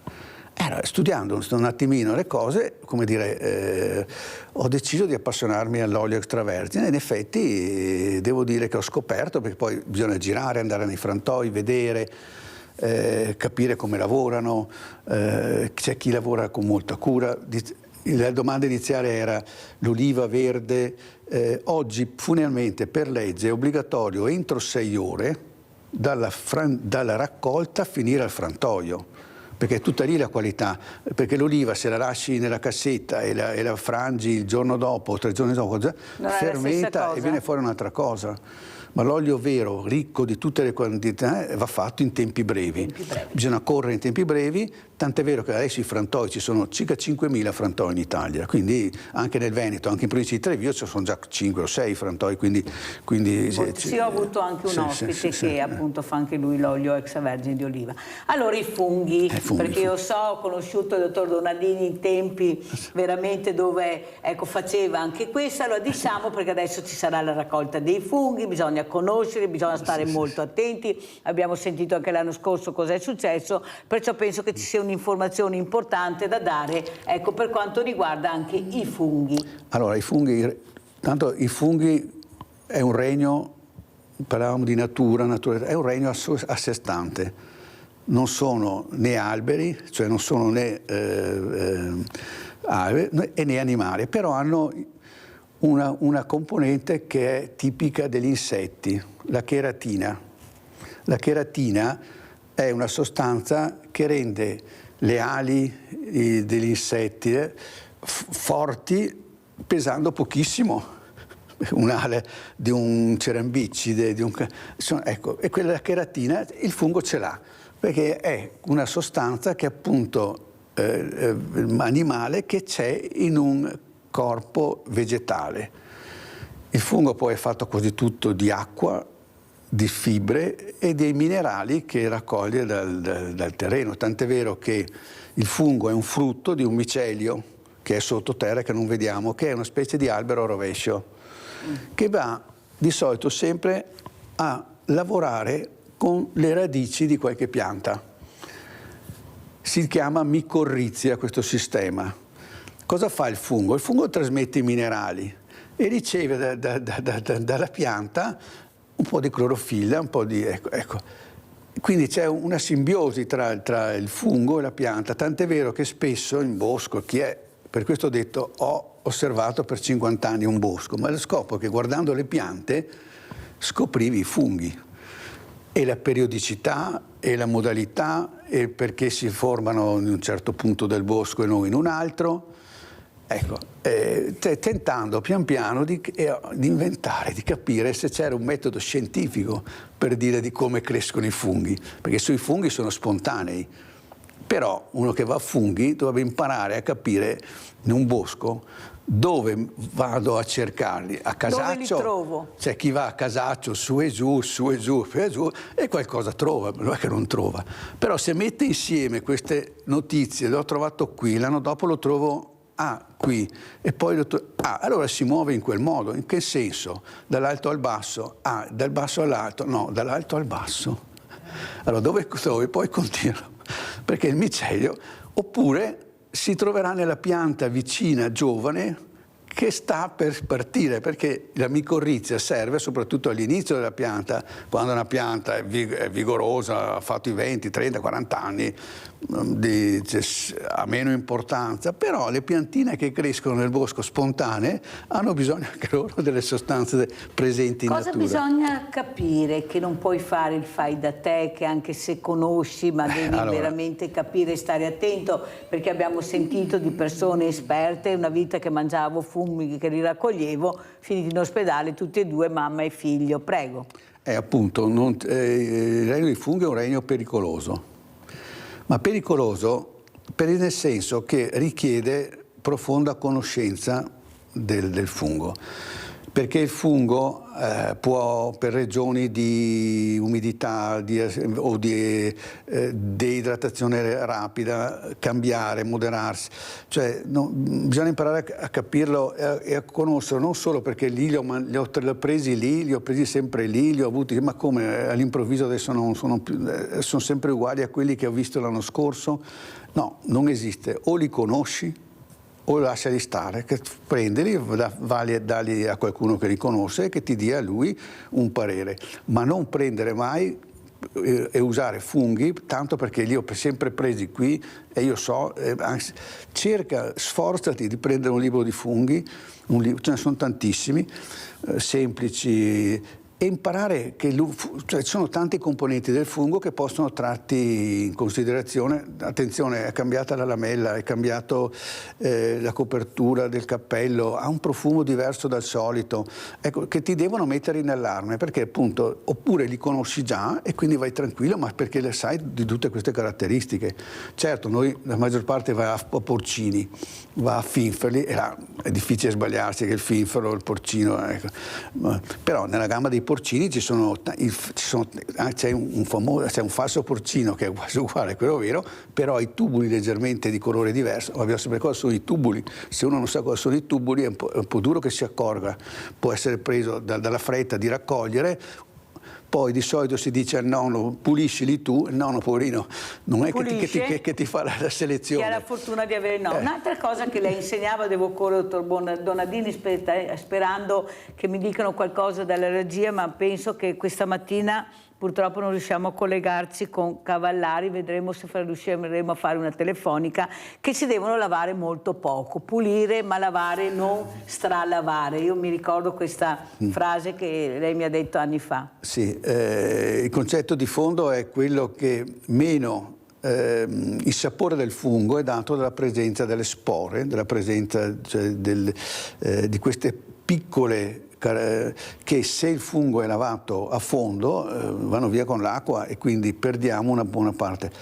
L'ideale è sempre, quando lo si raccoglie, pulirlo già in bosco, perché senso ha portarsi a casa un gambo pieno di vermetti? Puliscilo sul posto, portati a casa solo il cappellino, lascia quello che marcirà e creerà altro humus utile al bosco.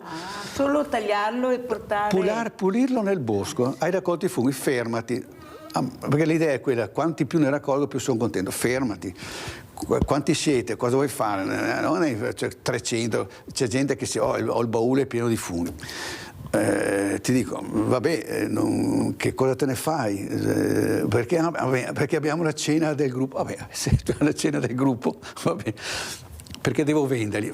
Vabbè, cerchiamo di raccogliere, prendere dal bosco, Buon non senso. saccheggiare, non usare a saccheggiare, raccogliamo quello che ci serve. Se riusciamo a trovare dei bei funghi, perfetto, li puliamo e sono già puliti e li metto nel cestino, nel sacchettino aerato, già puliti, arrivo a casa, una spazzolata e non devo fare altro che fare pezzettoni e cuocerli come voglio.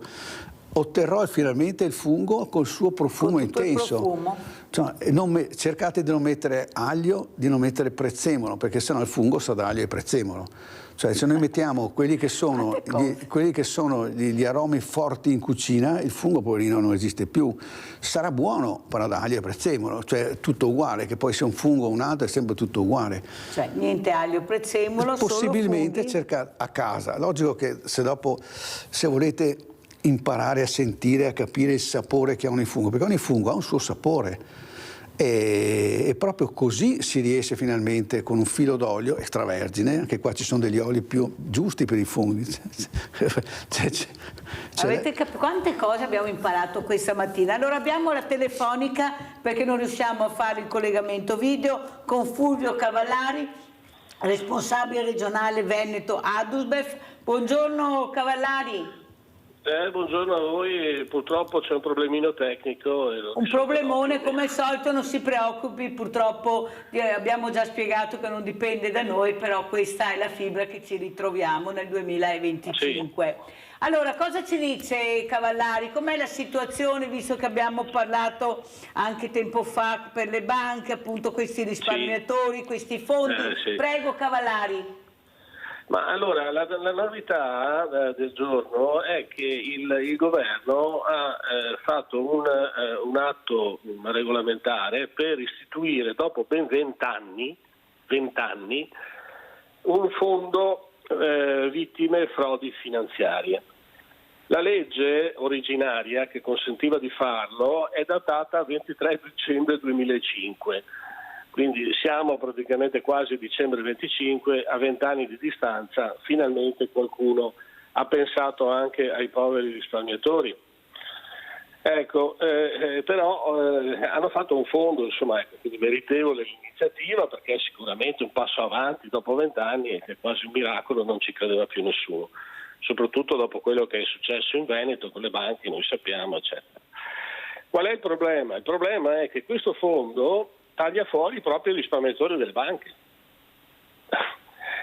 e ha dei paletti di accesso che sono abbastanza importanti. È un fondo che riguarda sostanzialmente solo gli ex azionisti Parmalat e Cirio e quelli che avevano i bond Argentina, quindi stiamo parlando di situazioni dei primi anni 2000. Oltretutto si deve trattare di società in liquidazione, di società in amministrazione, e devi dimostrare di aver ottenuto una sentenza definitiva, quindi si parla anche di Cassazione, quindi anni per ottenerla, per frode o bancarotta fraudolenta. È chiaro che con dei requisiti tecnici, dei paletti così importanti, è difficile che, soprattutto dopo tanti anni, qualche risparmiatore si attivi. Cosa si può dire? È un tentativo, diciamo, per cominciare a risolvere il problema, meritorio, ma ad avviso delle associazioni dei risparmiatori, parlo della mia, parlo di Patrizia Mietello, la Milena Zaggia, siamo tutti, diciamo, sul pezzo e ovviamente cercheremo di farci ascoltare dalla politica perché questi paletti vengano una volta per tutte rimossi e si pensi anche al futuro, perché qui qual è l'altro problema? L'altro problema è che si deve trattare di società sostanzialmente decotte fino al 1° gennaio 2006 e non oltre.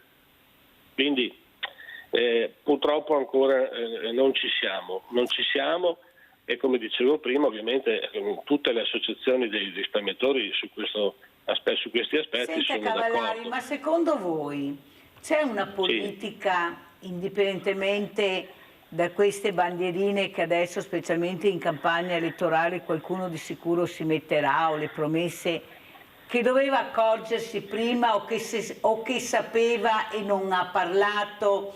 Cosa è successo per arrivare a questo dunque, che è un dunque veramente che ha messo in ginocchio tantissime persone anche in buona fede, ecco, che pensavano veramente di avere ancora la banca di una volta, il direttore di una volta, il cassiere di una volta, l'impiegato di una volta, invece non si accorgevano che il mondo era cambiato. Io ho avuto un esperto finanziario e ha detto chiaramente davanti alle telecamere: Cavallari, ma lasciate perdere i valori e le banche e la grande finanza, perché loro dei valori non se ne può fregare di meno, non ci saranno più. Lei è d'accordo che proprio i valori verranno calpestati più avanti andremo?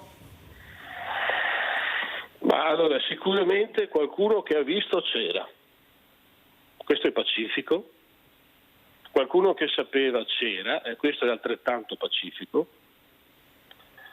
I processi alle banche venete ci sono stati, le condanne anche, quindi che qualcuno abbia messo una benda sugli occhi oramai lo sanno tutti.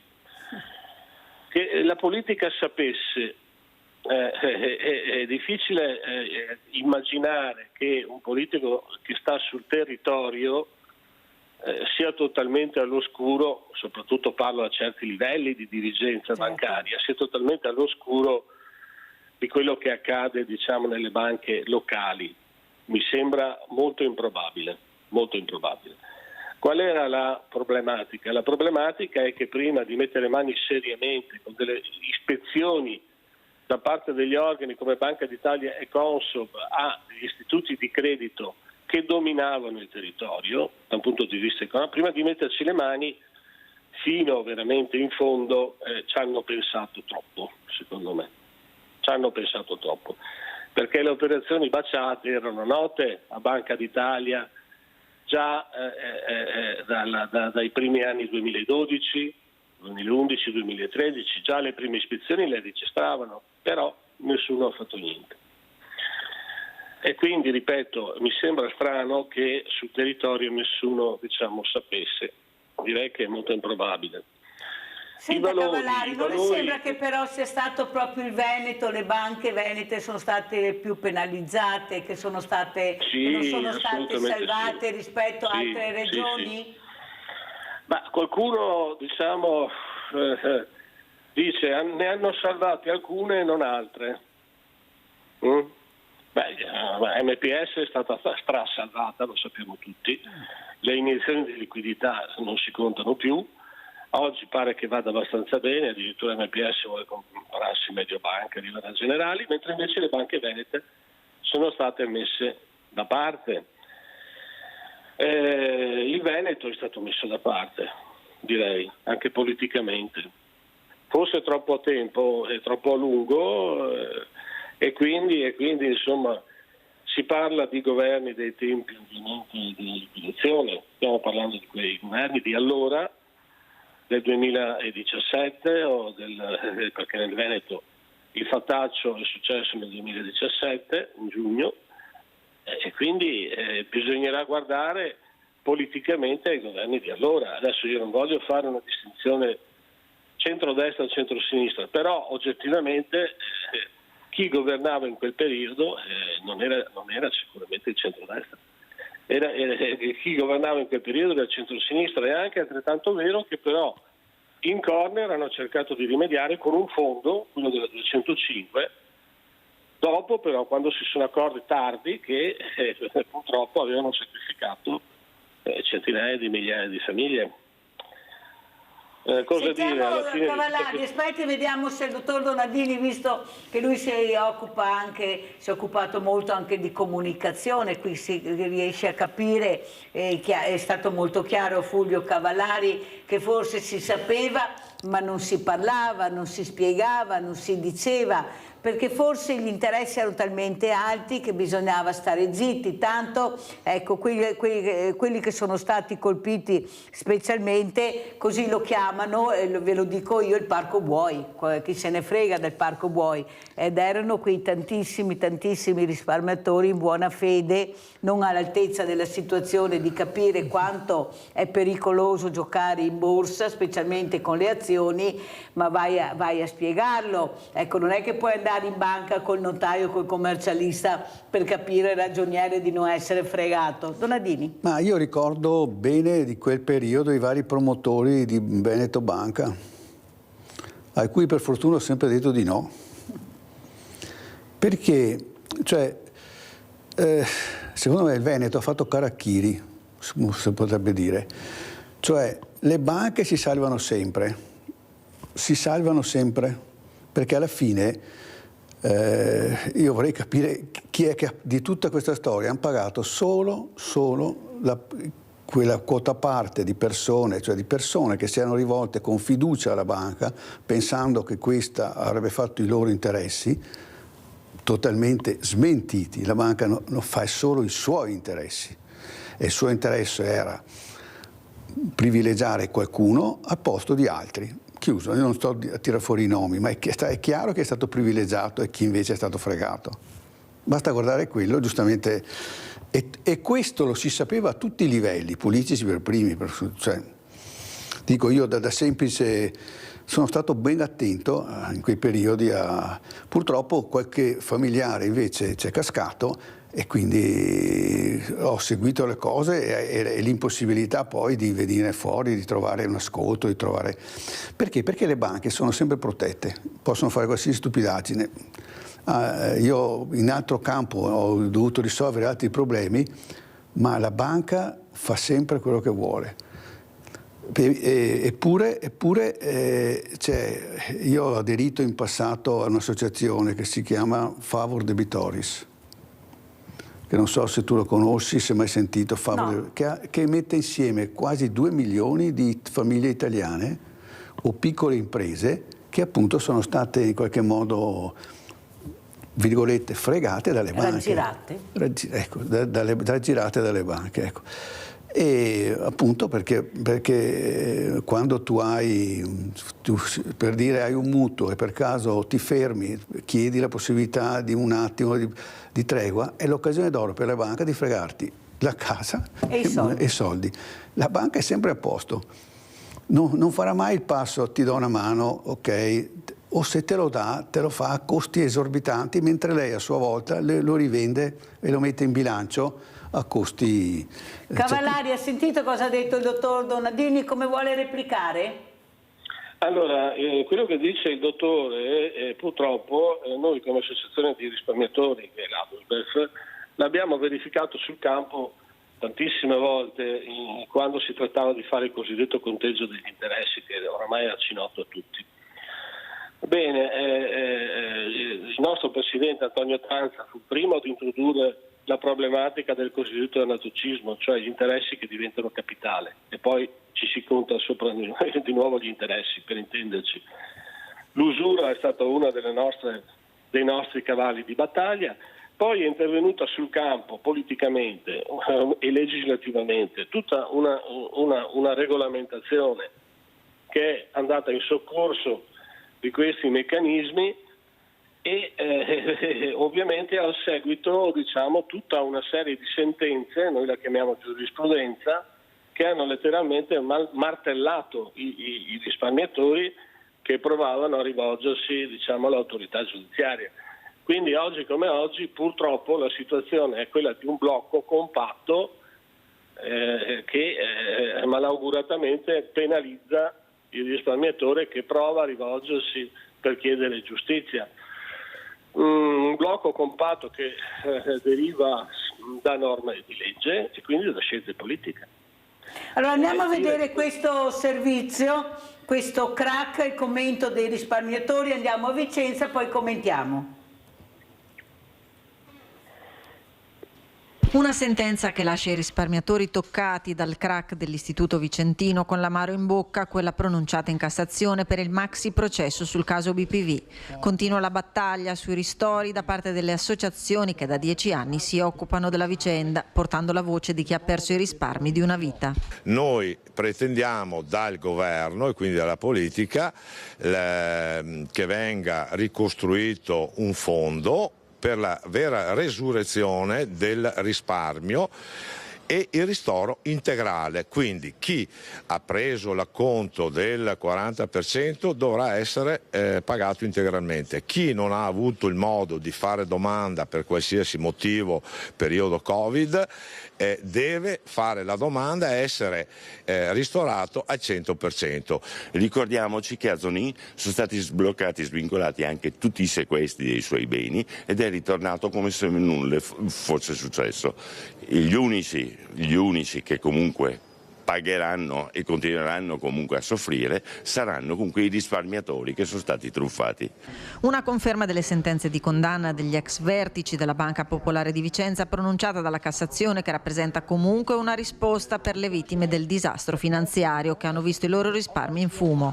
Non sarà certamente quella la sede nella quale arriveranno i grandi ristori che sono arrivati in parte con il fondo indennizzo risparmiatori, però è stata da un lato confermato l'impianto accusatorio della procura, dall'altro lato la posizione delle parti civili che noi avvocati rappresentavamo ed eravamo presenti in udienza appunto ieri. È sicuramente però un tassello importante da un lato per la vigilanza bancaria, e cioè per impedire che casi del genere, condotte illegittime così significative si ripetano, dall'altro lato a conferma della tutela delle posizioni dei risparmiatori e delle parti civili. Dopo 10 anni, nella tarda serata di martedì, la Cassazione ha messo la parola fine alla vicenda del crack della Popolare di Vicenza con una sentenza che prevede per l'ex presidente Gianni Zonin un nuovo sconto di pena rispetto al processo d'appello, quando era stato condannato a 3 anni e 11 mesi, e dimezzata rispetto a quella di primo grado. La pena definitiva dunque è di 3 anni e 5 mesi. Il signor Zonin ha insegnato ai nostri cari veneti che è meglio fondare una banca e sfondarla che rapinarla, perché in quel caso ti arricchisci e nessuno ti tocca nulla. Dopo Vicenza, la mobilitazione dei risparmiatori coinvolti nel crack delle Popolari venete arriva nella piazza di Treviso con il funerale del risparmio in programma venerdì alle 18. La manifestazione sarà anche l'occasione per rinnovare al governo la richiesta di un ristoro integrale. Chi ha preso l'acconto del 40% dovrà essere pagato integralmente, chi non ha avuto il modo di fare domanda per qualsiasi motivo, periodo Covid, deve fare la domanda e essere ristorato al 100%. Dove si possono recuperare questi soldi per questo ristoro ulteriore? Come abbiamo fatto per il precedente fondo, e io avevo individuato questi 2 miliardi e mezzo, anche per questo fondo nuovo ci sono 3 miliardi già nel conto dei conti dormienti prescritti dopo 20 anni. Dopo le piazze venete, i risparmiatori sono pronti ad arrivare a Roma se le loro richieste non saranno accolte. Abbiamo invitato tutti i parlamentari veneti e attendiamo che si facciano avanti in molti e ci dicano no, la prendiamo in mano noi la situazione e ristoriamo tutti i truffati, comunque i risparmiatori truffati. Questo è fondamentale. Se arrivano in numero sufficiente da potersi dare delle garanzie e prendersi degli impegni, a Roma non ci andremo, altrimenti andremo a Roma e andremo a Roma a farci sentire per bene. Vallari, dopo aver sentito questi 2 servizi, ecco come commenta, si sta aprendo l'autunno, ormai siamo in autunno, arriverà l'inverno, poi la primavera, ma riusciremo a capire veramente se ci sarà giustizia per quei fragili, quelli che non hanno saputo difendersi, quelli che non hanno la forza di difendersi. Prego. Allora, qui ci sono 2 filoni e orientamenti di pensiero fra le associazioni di consumatori, ovvero sia coloro che prediligono per intendersi la via giudiziaria che però sinora praticamente non ha offerto chissà che tipo di garanzie, e altre associazioni di risparmiatori che, visto l'andazzo dei processi e visto anche le prospettive di risarcimento concrete, perché le parti civili sono migliaia, intendiamoci, e i beni di Zonin, come diceva Patrizia nel servizio, sono pochi oramai, ecco, allora altri risparmiatori hanno prediletto la via, per così dire, legislativa politica. Ecco. Tra questi ovviamente mi ci annovero io, Patrizia Miatello, Milena Zaggia, tutte persone che sono molto conosciute. Ora è stato citato nel servizio, e giustamente anche, il famoso fondo, no? Bene, il fondo FIR, quello di prima battuta, ha dato il 40%. Ci aspettavamo, date le promesse della politica, che si arrivasse almeno al 95%. Beh, invece dalla mattina alla sera, come dicevo all'inizio trasmissione, è piombato in pieno luglio-agosto questo DPCM, mai concordato con nessuno, che istituisce il fondo frodi finanziarie in via generica. Bene, e dentro quel fondo lì sono finiti 200 milioni, che sono gli stessi che mancavano al fondo FIR, per intenderci. E quindi c'è molto probabilmente il fondo FIR che non ha pagato per tutti i denari che poteva pagare, ossia altri 200 milioni, sono finiti molto probabilmente qui dentro, nel nuovo fondo. Ma questo nuovo fondo, come stavo dicendo all'inizio trasmissione, purtroppo ha dei paletti. Allora, questi paletti sono eccessivi, sono troppo alti e soprattutto tagliano fuori tutti i piccoli, tutti i risparmiatori traditi da risparmio, tutti, li tagliano fuori perché sono titoli del comparto bancario. E soprattutto ancora, torno a ripetere, si tratta per questo nuovo fondo solo di frodi ante gennaio 2006. Con questo sistema qua è facile tagliare fuori i risparmiatori frodati, quelli che stanno ancora aspettando sentenze, risarcimenti. No, così non va bene, assolutamente. Ripeto, il passo avanti è notevole, perché il DPCM che hanno fatto lo aspettavamo tutti da 20 anni, ma fatto così, senza essere concordato con le associazioni di risparmiatori, è piombato improvvisamente in piena estate, ma alla fine non si sa neanche chi ristorerà. Faccio un altro esempio lampante. Questo fondo indennizza, ad esempio, solamente i titoli delle società quotate nel mercato italiano. Va bene? Bene. Allora ristora gli azionisti Bond, Cirio e Parmalat. Tutti e tre. Gli azionisti però. Gli obbligazionisti no. Non può ristorarli. Perché? Perché le obbligazioni dei Bond, Cirio, Parmalat e Argentina non sono quotate nel mercato italiano. Sono quotate in un mercato europeo. Va bene? Detto questo, quindi, ripeto, in sintesi, va bene, l'avete fatto dopo 20 anni, va bene, ma come è stato fatto non va bene. Molto chiaro. Fatto completamente. Molto chiaro, io la ringrazio Cavallari, spero di averla ospite in presenza la prossima volta. Ecco, grazie veramente, salutiamo il responsabile del regionale Veneto Adusbef di essere stato con noi, avete capito com'è la situazione, perché bisogna anche andare avanti nella storia e capire come si sta svolgendo o come si sta chiudendo, riaprendo questa storia incredibile di queste persone, veramente tantissime, che sono state raggirate. Buona o cattiva fede non si sa, qualcuno sapeva, non ha parlato, però i soldi sono spariti. Questa è la verità e nelle tasche di qualcuno di sicuro sono andati. Grazie. Dottor Donadini, come ci saluta? Vuole aggiungere qualcosa? No, volevo aggiungere... Laudato Si, cosa direbbe a questi, ad esempio? Laudato Si è un'associazione aperta a tutti, quindi chi volesse può iscriversi e partecipare anche lui alle attività di Laudato Si, sezione di Treviso. Poi, per carità, qui siamo a Treviso, in altre realtà provinciali ci sono altri gruppi, però qui su Treviso siamo noi la realtà principale, infatti aderiscono anche gruppi di Preganziol, di altri comuni della provincia di Treviso. Quindi sul sito laudatositv.it potete, chi vuole scrivere e noi sicuramente ci metteremo volentieri in contatto con voi. Cittadinanza attiva. Grazie al dottor Francesco Donadini. Pubblicità.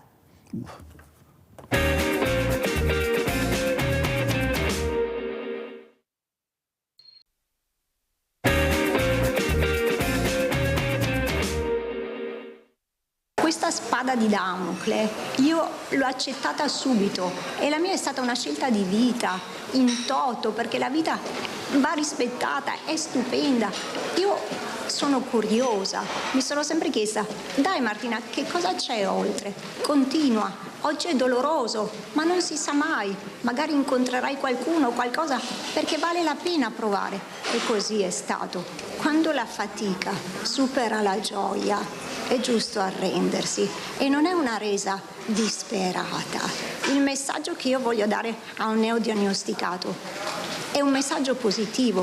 Voglio dirgli: prova, continua, non sarà facile e non ti prometto che guarirai, però sappi che e se un giorno non ce la farai più, avrai una via d'uscita. È un appello colmo di dignità, consapevolezza e libertà quello di Martina, la 49enne affetta da sclerosi multipla dall'età di 28 anni, che oggi ha raccontato di sé e della sua decisione di porre fine alle proprie sofferenze. Un percorso però che ha trovato lo stop dall'azienda sanitaria in quanto mancherebbe il requisito del trattamento di sostegno vitale. Che cosa vorrebbero dunque una parte di questa, chiamiamo, civiltà? Che io mi riducessi ad un essere inerte, completamente sedato, sdraiato a letto? Perché? Per far compassione agli altri. È veramente necessario apparire sofferenti? Vorreste vedermi in preda agli spasmi notturni o vedermi nuda, ormai ridotta a un osso, con le spalle lussate? Perché dovrei farlo? La sua vicenda è molto simile a quella di Anna, donna che un anno fa a Trieste aveva ottenuto, dopo una battaglia non semplice, la possibilità del suicidio assistito. Martina ora si è rivolta alla giustizia, ma allo stesso tempo ha avuto la luce verde dalla Svizzera per avviare lo stesso percorso. Le mie mani non posso spostarle, io ho un dolore lancinante al fianco, eppure sorrido e non mi vergogno del mio sorriso e non mi pento di aver vissuto, non lo farò mai, ma il diritto di scegliere, di essere liberi, perché, ripeto, quando la fatica supera la gioia, ti arrendi. Ecco, io sono stata onorata di avere ospite la Mappelli, Martina Opelli, in questa trasmissione, che ringrazio tantissimo, per ricordare anche tutte quelle persone che non ce l'hanno fatta nel nostro paese, che hanno dovuto emigrare per avere giustizia della propria vita, del proprio io. Io ringrazio il dottor Diego Silvestri, psichiatra, Associazione Luca Coscioni, di essere qui questa mattina, perché la storia è una storia dolorosa, va ricordata per migliorare la qualità della vita, le persone che ancora ci sono, che soffrono, che bisognerà vedere se avranno la forza di riuscire a combattere questa assurda storia. Uno non può decidere ancora cosa fare della sua vita. Allora, dottor Silvestri, cosa ci dice? Com'è la situazione? Tante promesse, adesso ci saranno tante elezioni, tutti quanti prometteranno mari, monti, colline, pianure, ma alla fine cosa sente? Che profumo c'è nell'aria? Lei è anche un psichiatra, quando vi veramente ascoltate queste voci, ecco, cosa dicono queste voci, queste persone che non ce la fanno più? Prego.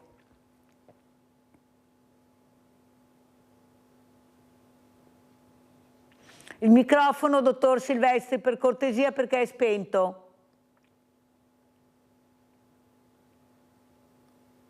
Mi sente, dottor Silvestri? Io non la sento.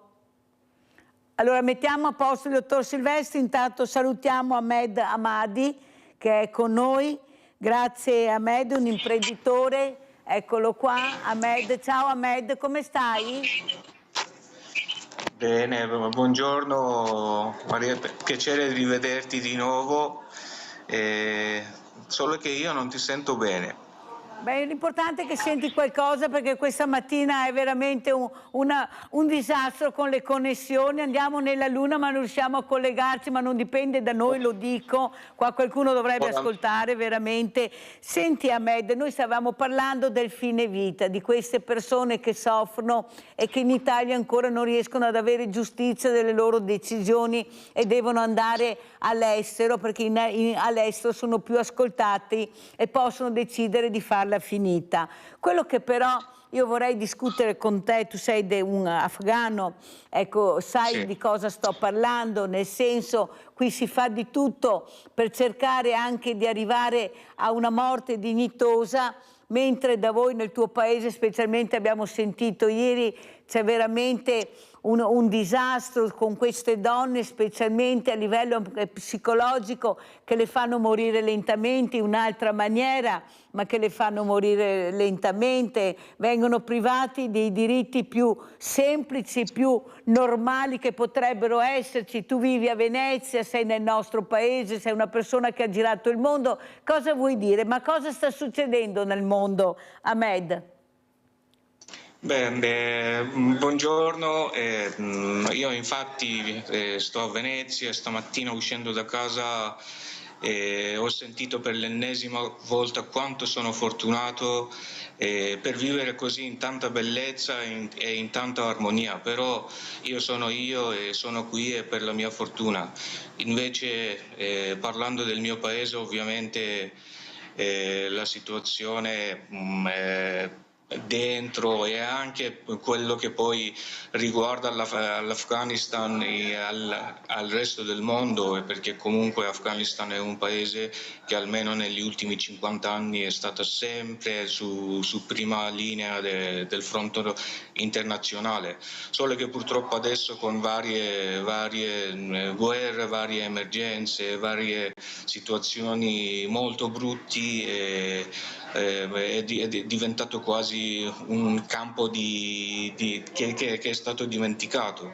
Sì, per dire che siamo nel periodo di riapertura delle scuole, a me mi rimpiange il cuore per capire che siamo arrivati al 4º anno quando le donne sono obbligate di rimanere a casa e per non poter frequentare la scuola, per non poter andare al lavoro, per non poter andare al viaggio, per non poter andare al parco e tanta assurdità che in questi 4 anni continua ad essere aggiornato brutalmente. 20 giorni fa il loro leader supreme ha dichiarato e ha obbligato il popolo di non scrivere le poesie e se scrivete non deve parlare di amore, non deve raccontare la storia fra un uomo e una donna. Ma dove stiamo andando? Dove vogliamo arrivare? Io a questo veramente sono confuso. Allora sentiamo, vediamo se riusciamo a fare il collegamento col dottor Diego Silvestri, oltretutto è anche un psichiatra. Dottor Silvestri, non so se ha sentito la mia domanda prima e quello che ha detto Ahmed adesso. Prego, dottor Silvestri.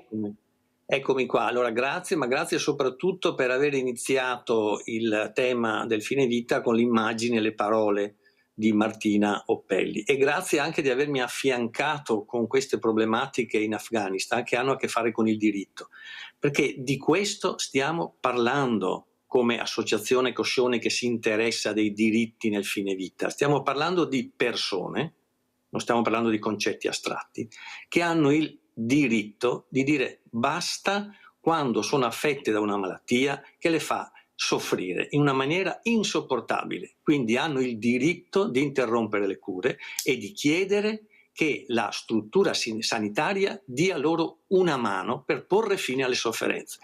Questa è la questione. Le parole di Martina Oppelli sono bellissime da questo punto di vista, però non dobbiamo esaltare una persona come Martina Oppelli. Guarda, io sono stato interpellato da una persona qui vicino a me, non posso dire chi, che assomiglia tantissimo a Martina ed è una situazione, anche lei malata, con delle patologie pesanti che la mettono in una situazione di disabilità grave, no? Non ha le gambe, e questa persona, messa nelle condizioni attuali del Veneto, ha deciso di andare in Svizzera. come Martina. Ecco, ha deciso di non iniziare quell'iter di domanda all'ASL per cui aspettiamo 6, 7, 8 mesi, poi il rischio che gli rispondano no, come già successo, non hai tutte le condizioni, e ha già deciso, anche per una, diciamo, cultura del luogo un po' non rispettosa dei dati sensibili, diciamo così, che influenza purtroppo questi ammalati, ha deciso di andare in Svizzera. Senta, dottor Silvestri, io devo correre purtroppo perché il tempo è tiranno, però io devo dirle anche che non c'è ancora abbastanza informazione. Viene confuso, ecco, il fine vita, ma come? Qualcuno dice, ma si può decidere di morire? Chi ha detto di no? Ma cos'è questa storia? Perché purtroppo la trasparenza, la comunicazione corretta fatta dagli addetti ai lavori, quello che sanno, ecco, si è mischiata la politica e non si riesce più a capire dove arrivare. Stiamo parlando anche di persone fragili che devono avere la possibilità di capire anche a casa cos'è il fine vita e a che punto siamo. Prego, dottor Silvestri. No, se mi metti nelle condizioni, volentieri, perché le cose sono chiare, ci sono degli strumenti che le persone devono conoscere per gestire al meglio la loro malattia fino alla fine. Ci sono questi strumenti e sono strumenti del diritto, che poi abbiamo a che fare con strutture sanitarie non completamente efficienti che possono quindi dare risposte, o abbiamo a che fare con una strutturazione culturale per cui sono gli oppositori di queste scelte, è altrettanto vero, no? Però gli strumenti ci sono e questo, sono d'accordo con te, andrebbe fatta questa informazione. Domani siamo a Padova per dire cosa sono questi strumenti. Le persone devono conoscere cosa sono le disposizioni anticipate di trattamento, le persone devono conoscere cosa significa interrompere le cure, perché hanno il diritto di farlo. Le persone devono conoscere cos'è la pianificazione condivisa delle cure, che permette a una persona ammalata di scrivere assieme al medico come affrontare le complicanze di una malattia. Le persone dovrebbero sapere cos'è la domanda per un suicidio medicalmente assistito, con delle regole precise che la Toscana ha, per esempio, la Sardegna ha, l'Emilia Romagna anche ha, e che il Veneto non ha voluto avere. Abbiamo persone che aspettano.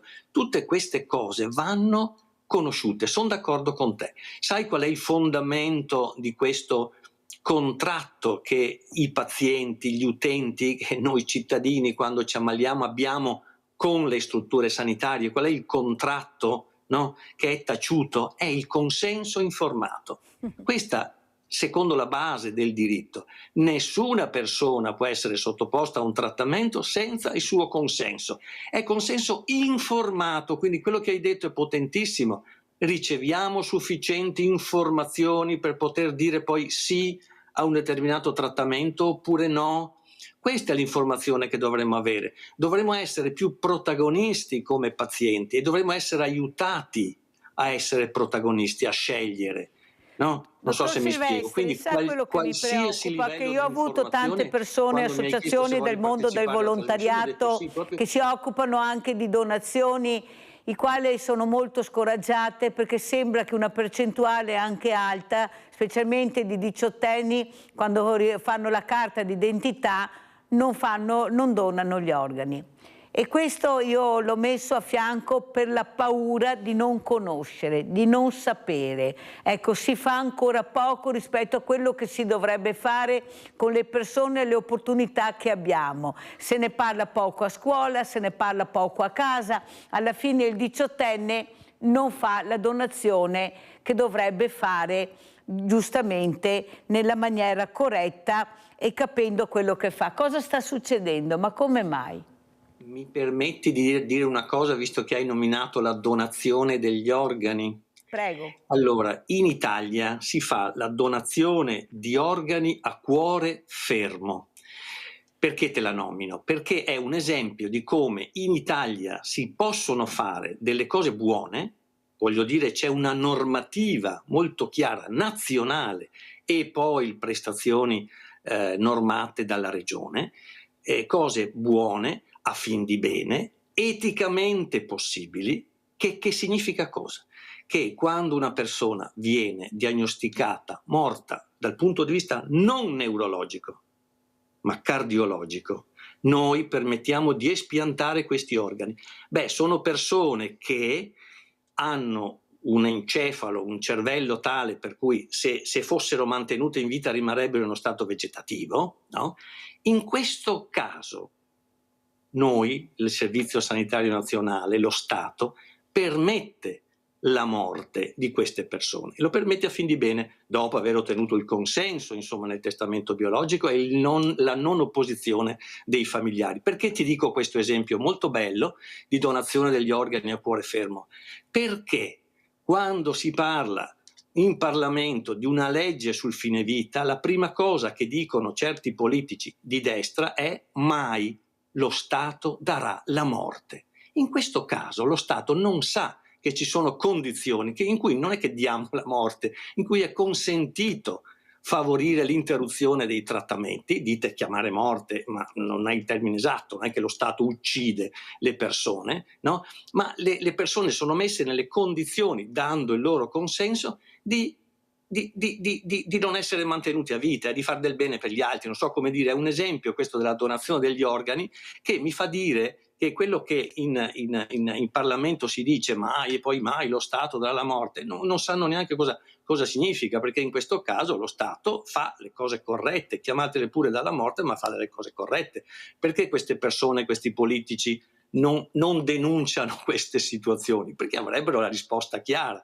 Perché non denunciano i disobbedienti civili dell'associazione Coscioni? Perché avrebbero le risposte chiare che hanno dato i tribunali.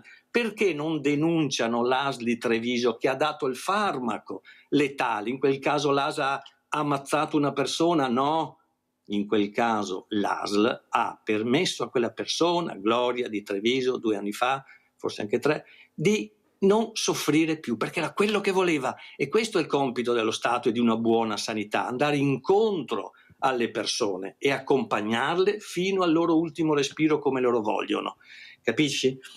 Ahmed, come commenti questo che senti tu, ragazzo afghano, che combatti assieme al tuo paese, anche se sei qua, io mi permetto di ricordare anche tua sorella, che sta cercando di fare anche lei, di contribuire ad aiutare le persone del suo paese. Ecco, c'è chi vive per sopravvivere, c'è chi vive in queste condizioni, non vede l'ora di morire. Il problema è che bisognerebbe usare il buon senso in tutto il mondo, quello che è giusto e quello che è utile per la persona. Cos'è la persona in Afghanistan e cos'è la persona in Italia in un momento cruciale della loro vita con queste terribili malattie? Come vedi tu la situazione? Come la descrivi, Ahmed?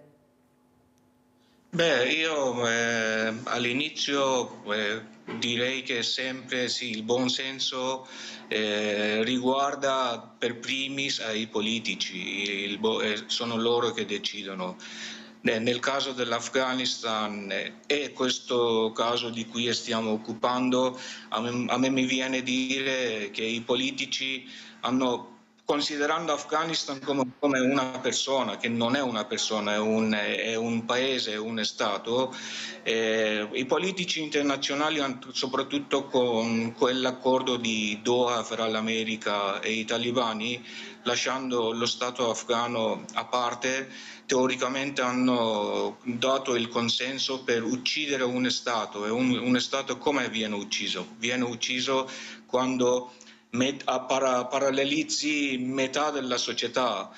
Un Stato muore quando tu dai consenso, perché in Afghanistan per esempio non è solo la situazione femminile in gravità. I talibani da quando sono entrati hanno vietato l'arte e cultura, non si può fare più la scultura, non si può dipingere, non si può fare fotografia o fare filmati dove ci sono gli esseri umani. Prima ho detto rispetto alla poesia, quindi stanno uccidendo un Stato togliendo un organo che è l'arte e cultura, perché ogni Stato senza l'arte e cultura non può andare avanti. E per assurdo l'Afghanistan è l'unico paese del mondo che adesso esiste questa cosa e io ho paura che poi questa cosa venga distribuita anche nelle altre parti del mondo e per quello sì, è una situazione preoccupata. Il buon senso è importante e in caso dell'Afghanistan purtroppo per quanto noi vogliamo essere vivi, vogliamo vogliamo sempre cercare un futuro migliore, ma purtroppo affrontiamo e ci troviamo in uno stato che è condannato a morte. Allora andiamo a sentire anche, grazie Ahmed per quello che hai detto, veramente ti ringrazio, e vedete anche con quante sofferenze, perché lui sta vivendo questa cosa, il suo paese, lui è nato là, le sue radici sono là, anche se è un cittadino del mondo. Andiamo a vedere invece cosa ha detto il presidente della regione Friuli Venezia Giulia, Fedriga, sul fine vita del caso Oppelli, e poi le sentiamo, commentiamo col dottor Diego Silvestri. Sicuramente è un caso toccante ed anche veramente molto intenso quello che è stato presentato, ma voglio ricordare che Asugi ha applicato in modo attento la sentenza della Corte e devo dire altrettanto che norme di questo tipo non si possono basare su casi singoli particolari, seppur drammatici, ma devono sempre avere una valenza di carattere generale. E con estrema delicatezza ma altrettanta fermezza che il presidente della regione Massimiliano Fedriga commenta la complessa questione del fine vita. Il riferimento è alla vicenda della triestina Martina Oppelli, morta in Svizzera tramite suicidio assistito. La cautela del governatore non è dovuta solo alla delicatezza dello specifico caso, ma anche alla scelta di legiferare sul tema, seguendo l'onda del momento, basandosi su casi singoli e forse commettendo qualche errore. Dico questo perché purtroppo vediamo altri paesi dove hanno legiferato su suicidio assistito o addirittura su eutanasia, purtroppo la situazione è degenerata e non si è più andati soltanto, perché poi quando si abbassa l'argine passa tutto, e non si è più limitati soltanto a chi vive casi drammatici come alcuni casi che vediamo, che fortunatamente sono molto limitati nei numeri, ma abbiamo casi in cui addirittura persone con depressione, e ci sono casi concreti che sto citando, hanno avuto accesso al suicidio assistito. Basare queste scelte sull'emotività, seppur forte, del momento da parte dell'opinione pubblica, non c'è dubbio che ci sia su un caso così struggente, però rischia di fare dei danni enormi. Non bisogna quindi farsi guidare nel fare una norma, se si dovesse fare sull'emotività, ribadisco, seppur drammatica, ma bisogna usare la razionalità di sapere che poi quelle norme valgono per tutti e dove porteranno quelle norme. Dottor Silvestri, a lei il commento, prego. Che siamo stufi di politici che sono nostri rappresentanti del popolo, che si nascondono dietro al fatto che se il tema è delicato io non prendo una decisione, che se il tema riguarda una persona, un caso, io non posso dire che devo normare, devo generalizzare. I politici sono lì per semplificare la vita alle persone e per aiutare le persone. Non è possibile sentir dire che non si può normare perché la legge farebbe dei rischi. Il politico è un legislatore che fa in modo che la legge non esponga a rischi. Siamo stufi di campagne elettorali in cui si propone qualcosa. E a Fedriga dico una cosa precisa, che il suo amico Zaia ha definito ipocriti queste persone e queste dichiarazioni, perché ha detto che è ora di finirla, è ora che si prenda una decisione, che ci sia una legge sensata sul fine vita. Zaia ci aveva appoggiato, aveva promesso una normativa, un regolamento interno, una delibera, qualcosa. Beh, questo non è stato fatto, quindi siamo stati anche un po', come dire, cittadini in attesa che qualcosa si muovesse. I politici devono fare le leggi, devono farle, devono andare incontro ai cittadini, non fare questi proclami. Ditemi voi cosa significa, di fronte alla vita di Martina Oppelli, il proclama che ha fatto quel signore là che comanda il Friuli Venezia Giulia. Cosa significa? Che spessore ha politico? Dottor Silvestri, lei è anche psichiatra. Io sono convinta che la maggioranza della popolazione, specialmente anche i diversamente giovani, con molte patologie, con questa intelligenza artificiale, con questi strumenti che non sanno adoperare, stanno andando fuori di testa.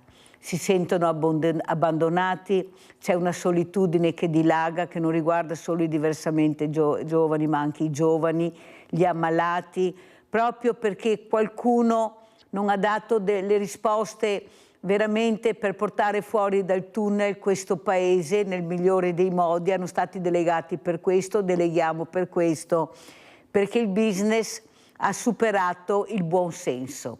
Ecco, il dio denaro, i numeri, i voti, il potere sta veramente degenerando. Eppure ci sono persone, come abbiamo visto, che soffrono in maniera indescrivibile, che non ce la fanno più. Ecco, io non posso vedere quel caso, ma quel caso riguarda tanti casi, non c'è solo lei che stai guardando. E soprattutto, ecco, questo Vaticano, questo Papa, lei come vede la situazione? Però Papa Francesco aveva fatto una certa apertura, voleva capire, voleva conoscere i famosi ponti, anche i ponti col fine vita, io direi. Prego, dottor Silvestri. Sì, non occorre essere psichiatri per capire che la sanità pubblica è stata abbandonata da parecchi anni. Quello che tu dici è verissimo, i giovani non hanno l'idea che c'è una sanità che va loro incontro. Dimmi qual è il giovane che se ha un problema pensa che il medico di base lo ascolti, no? Avremo le case di comunità, avremo gli psicologi, qualcosa si sta muovendo, certo, ma stiamo proprio mettendo dei cerotti laddove abbiamo rovinato un buon rapporto tra il cittadino e la sanità pubblica. Bisogna sapere che c'è una struttura pubblica che fa sanità, che fa salute, che diffonde informazioni. Questo non l'abbiamo fatto, non abbiamo difeso la nostra sanità pubblica e questo è un gravissimo errore, un peccato mortale, come dico io, dei nostri rappresentanti politici, che non hanno salvato la sanità. Allora io ti potrei elencare adesso qua dei dati. Regione Veneto, che è una regione che è portata in palmo di mano nella sanità. Beh, i dati della regione Veneto, che è portata in palmo di mano rispetto a Calabria, Sicilia, Puglia, Sardegna, eccetera, eccetera, no? Ha dei buchi enormi sulle cure palliative, per esempio, sulla medicina territoriale. Beh, ste cose, com'è che le sistemiamo? È chiaro che i giovani non sanno neanche a chi chiedere, cioè mi sento un po' male, dove vado? Dove vado? No? A chi chiedo? No? Ecco, quindi ci sono tante cose che vanno sistemate, cioè il buon rapporto tra il cittadino, non dico neanche il malato, ma il cittadino che deve essere informato nella prevenzione, nel buon uso, no, degli strumenti sanitari, ma anche sulle cose della salute, del benessere dovrebbe essere informato. Beh, è abbandonato da questo punto di vista e, come dici giustamente tu, mi pare di aver capito, in questo vuoto prende il sopravvento quello che è un commercio privato, un business sugli integratori, sulla pillolina, sulle false speranze, eccetera, eccetera. Questo è grave che lo Stato permetta questo è grave. La sanità pubblica va difesa, io faccio parte di un'associazione, che è l'Associazione Coscioni, però ti posso dire che personalmente sostengo una strenua difesa della sanità pubblica, no? In particolar modo sul settore della salute mentale. Non è possibile che la salute mentale sia retta da strutture private, c'è bisogno di una strutturazione importante, potente, che solamente una struttura pubblica riesce a garantire se si sveglia qualche cosa. Mi hai nominato il Papa. Non nominarmi il Papa, nel senso che noi non vorremmo avere così degli avversari politici su questo buon senso, come hai detto tu, che stiamo portando avanti. Io ricordo sempre, quando mi nominano il Papa, quello che è successo, quella posizione che ha avuto il Vaticano molti anni fa sull'accanimento terapeutico nel polmone d'acciaio. Lì i medici avevano chiesto: ma è possibile staccare la spina a questi ragazzi in questo macchinario che è una tortura, diventano matti, gridano dalla mattina alla sera? Beh, il Papa allora, non mi chiedere chi fosse, negli anni 50, no, del secolo scorso, rispose sì, è lecito, perché non si può far soffrire una persona. Proprio non si può accanirsi terapeuticamente. Vede e quindi che ho fatto bene, questo quello che noi stiamo portando avanti sono conseguenze che io di sapevo questo dove buon arrivava senso lei. e anche senso del diritto, perché c'è una giurisprudenza che parla chiaro sull'autodeterminazione e sulla disponibilità della propria vita. Ogni persona può disporre della propria vita, del proprio corpo come vuole. Questa è la giurisprudenza che lo dice, non è neanche il buon senso. Però Quindi, Silvestri, corro perché devo far vedere anche le foto che ha portato Ahmed Hamadi. Vediamo queste foto, Ahmed, che hai portato, così tu le commenti. Ecco, il diritto, forse sta sparendo anche questa parola in varie forme, in vari posti, ma sta mancando il diritto internazionale calpestato. Vediamo cosa sta succedendo, ognuno si fa il proprio diritto, chi se ne frega anche se hai firmato i diritti internazionali. Qui cosa stiamo vedendo, Ahmed? Qui sulla prima foto, questo è il ristorante di mia sorella a Kabul, che purtroppo al 15 agosto 2021 ha dovuto chiuderlo. Guardate. Sì, è sempre quello, però lei comunque consideriamo che è fortunata perché è qui con me a Venezia e invece a me mi restano sul cuore altre 3 bambine che erano con lei sulla prima foto. Non so, dopo 4 anni dei zombie, dei talibani, non so, poverine, che fine potrebbero aver fatto. Allora, dopo aver sentito anche il dottor Silvestri, ecco, questo diritto alla vita o alla morte, eppure c'è qualcuno che va oltre, che non ti chiede se hai voglia di vivere o di morire, schiaccia un bottone e tu non esisti più, schiaccia un bottone e saltano per aria gli ospedali. Allora qui non si crede la carta bollata se vuoi vivere o morire, decido io per te. Questo lo possono fare i grandi della terra o sbaglio, Ahmed? Cosa dici? Beh, certo che possono fare, lo stanno già facendo. Infatti per me è un concetto è un po' lontano perché stiamo considerando sempre il mio paese, intendo. Siamo in una lotta per vivere invece di pensare o arrivare a pensare alla morte. Però se devo mettere il mio buon senso di pensiero potrei dire che la vita di ogni persona è nella sua mano, però ovviamente deve essere condizionata perché per quanto diciamo la vita è bella e lottare per vivere è ancora più bella, ma nello stesso momento è un diritto per chi magari non riesce per vari motivi, per quello dico condizionata, per me, io lo penso così. E quindi tornando sempre poi all'Afghanistan direi che purtroppo l'unico pensiero lì è la vita, è come sopravvivere e come poter continuare la vita, perché lo Stato diciamo continua a far uccidere una società intera con varie forme, togliendo vari organi.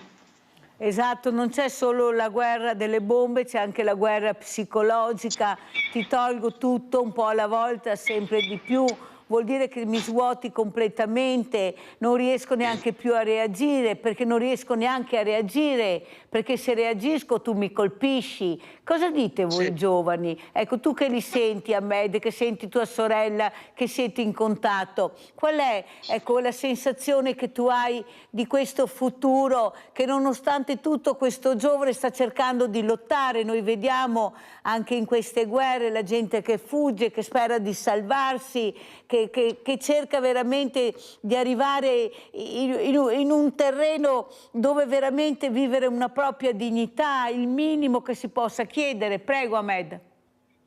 Beh, ovviamente la prima cosa che sento io sento l'impotenza perché nonostante ciò cerco di muovermi magari dal basso come ho sempre fatto, come ho sempre creduto che muoversi da basso è un obbligo e se una società decidono tutti così o in maggioranza pensano così, secondo me poi non ci saranno spazi per poi farci fregare dal potere o da qualsiasi cosa che pensiamo. Ma Io non abbiamo purtroppo strumenti, perché vengo da un paese che è stato sempre influenzato non solo dalla forza interna ma soprattutto da quella internazionale, e vedendo sulla carta come sta andando avanti la situazione in Afghanistan, vedo gli accordi nascosti in continuazione con l'America, con Russia, con Germania 2 mesi fa ha deciso di consegnare le nostre ambasciate al governo talibano perché voleva rimpatriare i profughi in Afghanistan o per qualsiasi motivo. Quindi purtroppo in qualche modo ci stiamo avvicinando anche ad un riconoscimento per il movimento talibano, e questo significa che stiamo chiudendo proprio gli occhi a tutto quello che è successo negli ultimi 20 anni prima del loro arrivo, per quante persone hanno ucciso, quante bombe hanno espulso, è veramente assurdo. Viviamo purtroppo in una situazione paradossale, senza poi capire dove arriviamo. Ecco. Allora, dottor Silvestri, non è che le radici del male stanno veramente facendo morire in molte situazioni le radici del bene? Ecco, questo bene che vuol dire vivere in pace, vivere serenamente, essere curati, ascoltati, avere la possibilità di decidere. Mi sembra che qui veramente siamo molto preoccupati di come stanno andando le cose in tutti i sensi, basta sentire gli studenti nelle scuole, basta andare giustamente, come dice lei, nella sanità, va bene, va male, bisogna vedere da quale angolazione vuoi guardare questa sanità. Ecco, c'è qualcosa che ci sta sfuggendo di mano, ma qualcuno aveva pianificato tutto, non è nata ieri questa storia, non è nata per caso, c'è il business alla fine. Prego. La preoccupazione che abbiamo tutti, Ahmed, è proprio questa, che esista uno Stato che ci impone delle regole riferendosi a qualcosa che è al di fuori delle persone, che è metafisico, che è divino, che è fuori dal mondo, no? E sono come dire, regole potenti che incarcerano le persone. La singolarità invece delle persone è importante, e per ribaltare la situazione io credo che bisognerebbe proprio pensare che le singole persone sono importanti. È proprio il discorso opposto di Fedriga. Le singole persone ti devono aiutare a pensare al bene della persona, non il concetto generale, la preoccupazione del dove andremo a finire.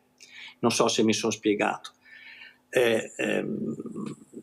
Si diceva lottare dal basso, sono pienamente d'accordo, perché anche la nostra associazione crede in questo, e cioè nel partire dal corpo delle persone per arrivare al cuore della politica. Sono le persone che parlano, non sono delle ideologie, non sono dei fanatismi, sono le persone con il loro bisogno di vita, proprio perché la vita è molto bella.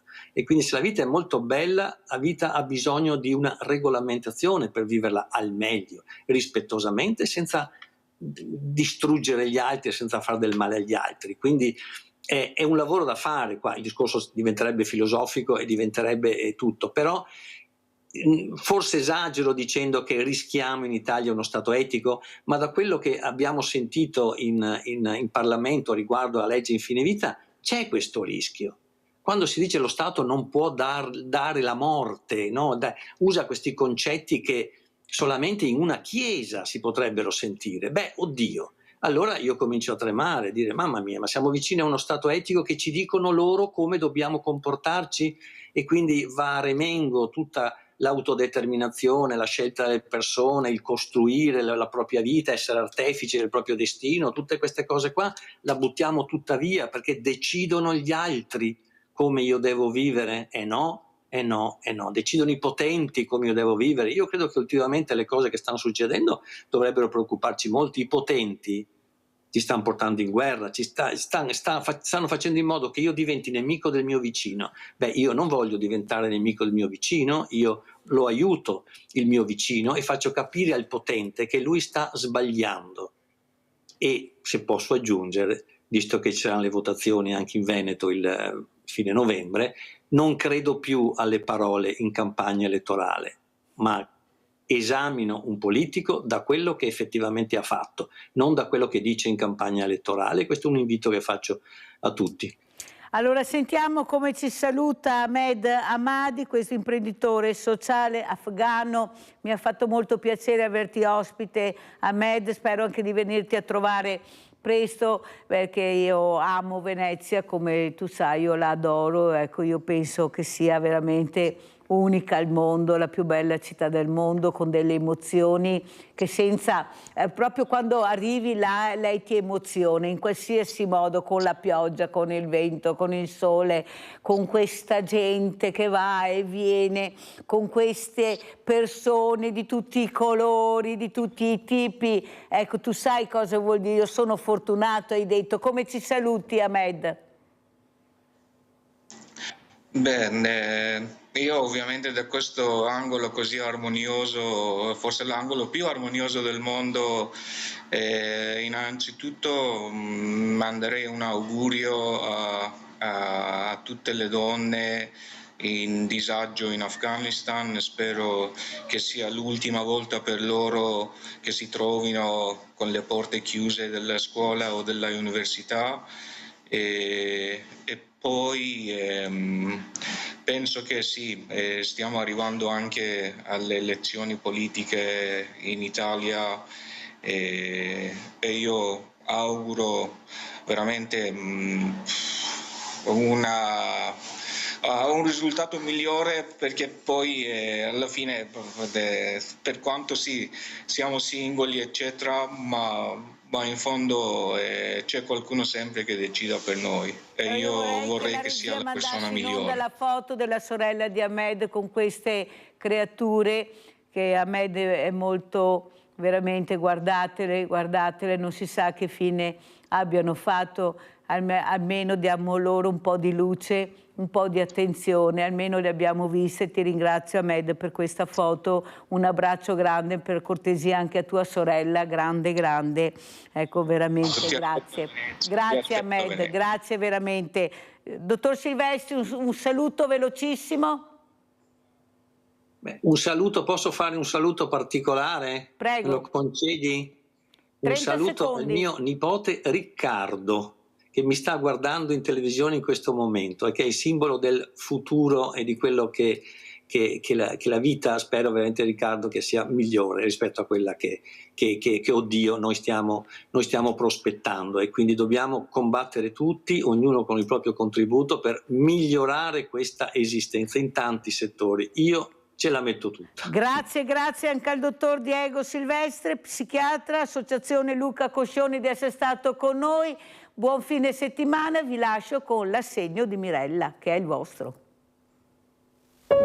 Mirella, che cosa ci fai seduta qui fuori? Sono seduta perché sto aspettando un'altra persona, oggi è giornata di Banco Solidale, che ha bisogno del nostro aiuto. Perciò adesso io sto aspettando Dino che arrivi, eccolo qua. Povero il mio Dino. Ciao Dino. Ciao caro. Ciao.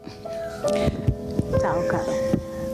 Allora, vieni qua con me, ci sediamo un po', Dino, raccontiamo un po'. Vieni qua. Allora, Dino purtroppo ha un male molto importante. È stato operato diverse volte. Al mercoledì, quando può, viene al Banco Solidale, perché con 440 euro di pensione non ce la fa a vivere. Ha una compagna, però non ce la fanno a vivere. Come ripeto, Dino è molto ammalato e lui ha chiesto aiuto alla Mirella, e allora noi siamo qua. Allora Dino purtroppo parla molto poco perché ha avuto questa operazione alla gola, perciò cercheremo di capire. Come stai? Stavo aspettando altri 2 interventi. Stai aspettando altri 2 interventi, sempre alla gola, Dino? Un eurisma alla aorta e un altro tumore alla vescica. Purtroppo il male ogni tanto si sveglia anche a quello, e se stasse a dormire una santa, chi che dovrebbe dormire si sveglia, chi che dovrebbe svegliare dorme. Stiamo proprio bene. Allora Dino, mi ho cercato di spiegare un attimino la tua situazione, perché ti mi hai detto, Mirella, mi 440 euro non che faccio. Mi per carità mi passa anche medicine e roba, ma ho bisogno anche di viva con mia compagna. Lavoro, vari in che stati che sono, mia compagna lavora quasi niente e mi devo viva. A mia compagna, 28 anni che si iscritta in provincia, non era mai chiamata. 28 anni che si è iscritta in provincia e al ufficio colcamento di Semmo, col Ghiera, e non è stata mai chiamata una volta. Ecco, io voglio denunciare sta roba qua, perché dice, ma se è possibile che in 28 anni non sia una volta arrivata una telefonata per mettere in qualche posto, visto le condizioni che sono anche a me, ma guarda che hanno forza di lottare. Io va sotto operazione come povero, come niente, a volte mi dice, Mirella, guarda che non se vediamo perché ho da operarmi. Ecco, è anche caldo e se è venuto su pian pianetto. Ascolta Dino, per te cosa vuol dire il banco solidale? Tutto per i bravissimi, specialmente di un grande aiuto a gente che ha bisogno. Ti saresti mai aspettato di trovare così tanti veneti che viene a farsi a borsa di spesa? Dici perché ti te vedi qui oggi? No, davvero. Non ti saresti mai aspettato una situazione del genere? Perché sembra che noi altri aiutiamo i stranieri, quei col colore diversi, che si digati quanti veneti che viene qua. Che c'è tanti veneti come me che viene qua. Che c'è tanti veneti come me che vengono qua. Ascolta, è ora di noi altri, senti che ti facciamo tante domande, che mi pensare di date l'assegno a te sta settimana, perché so che ti ha tanto bisogno di questo assegno, perché ti ha diverse robe da pagare.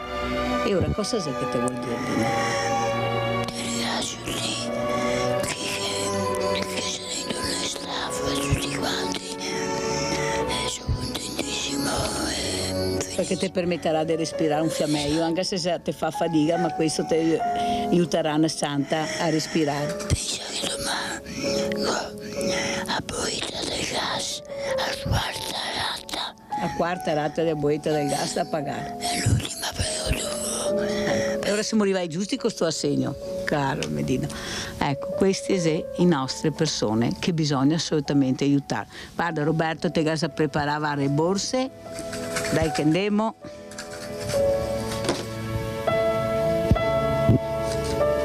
Ciao Dino, ciao caro, ciao.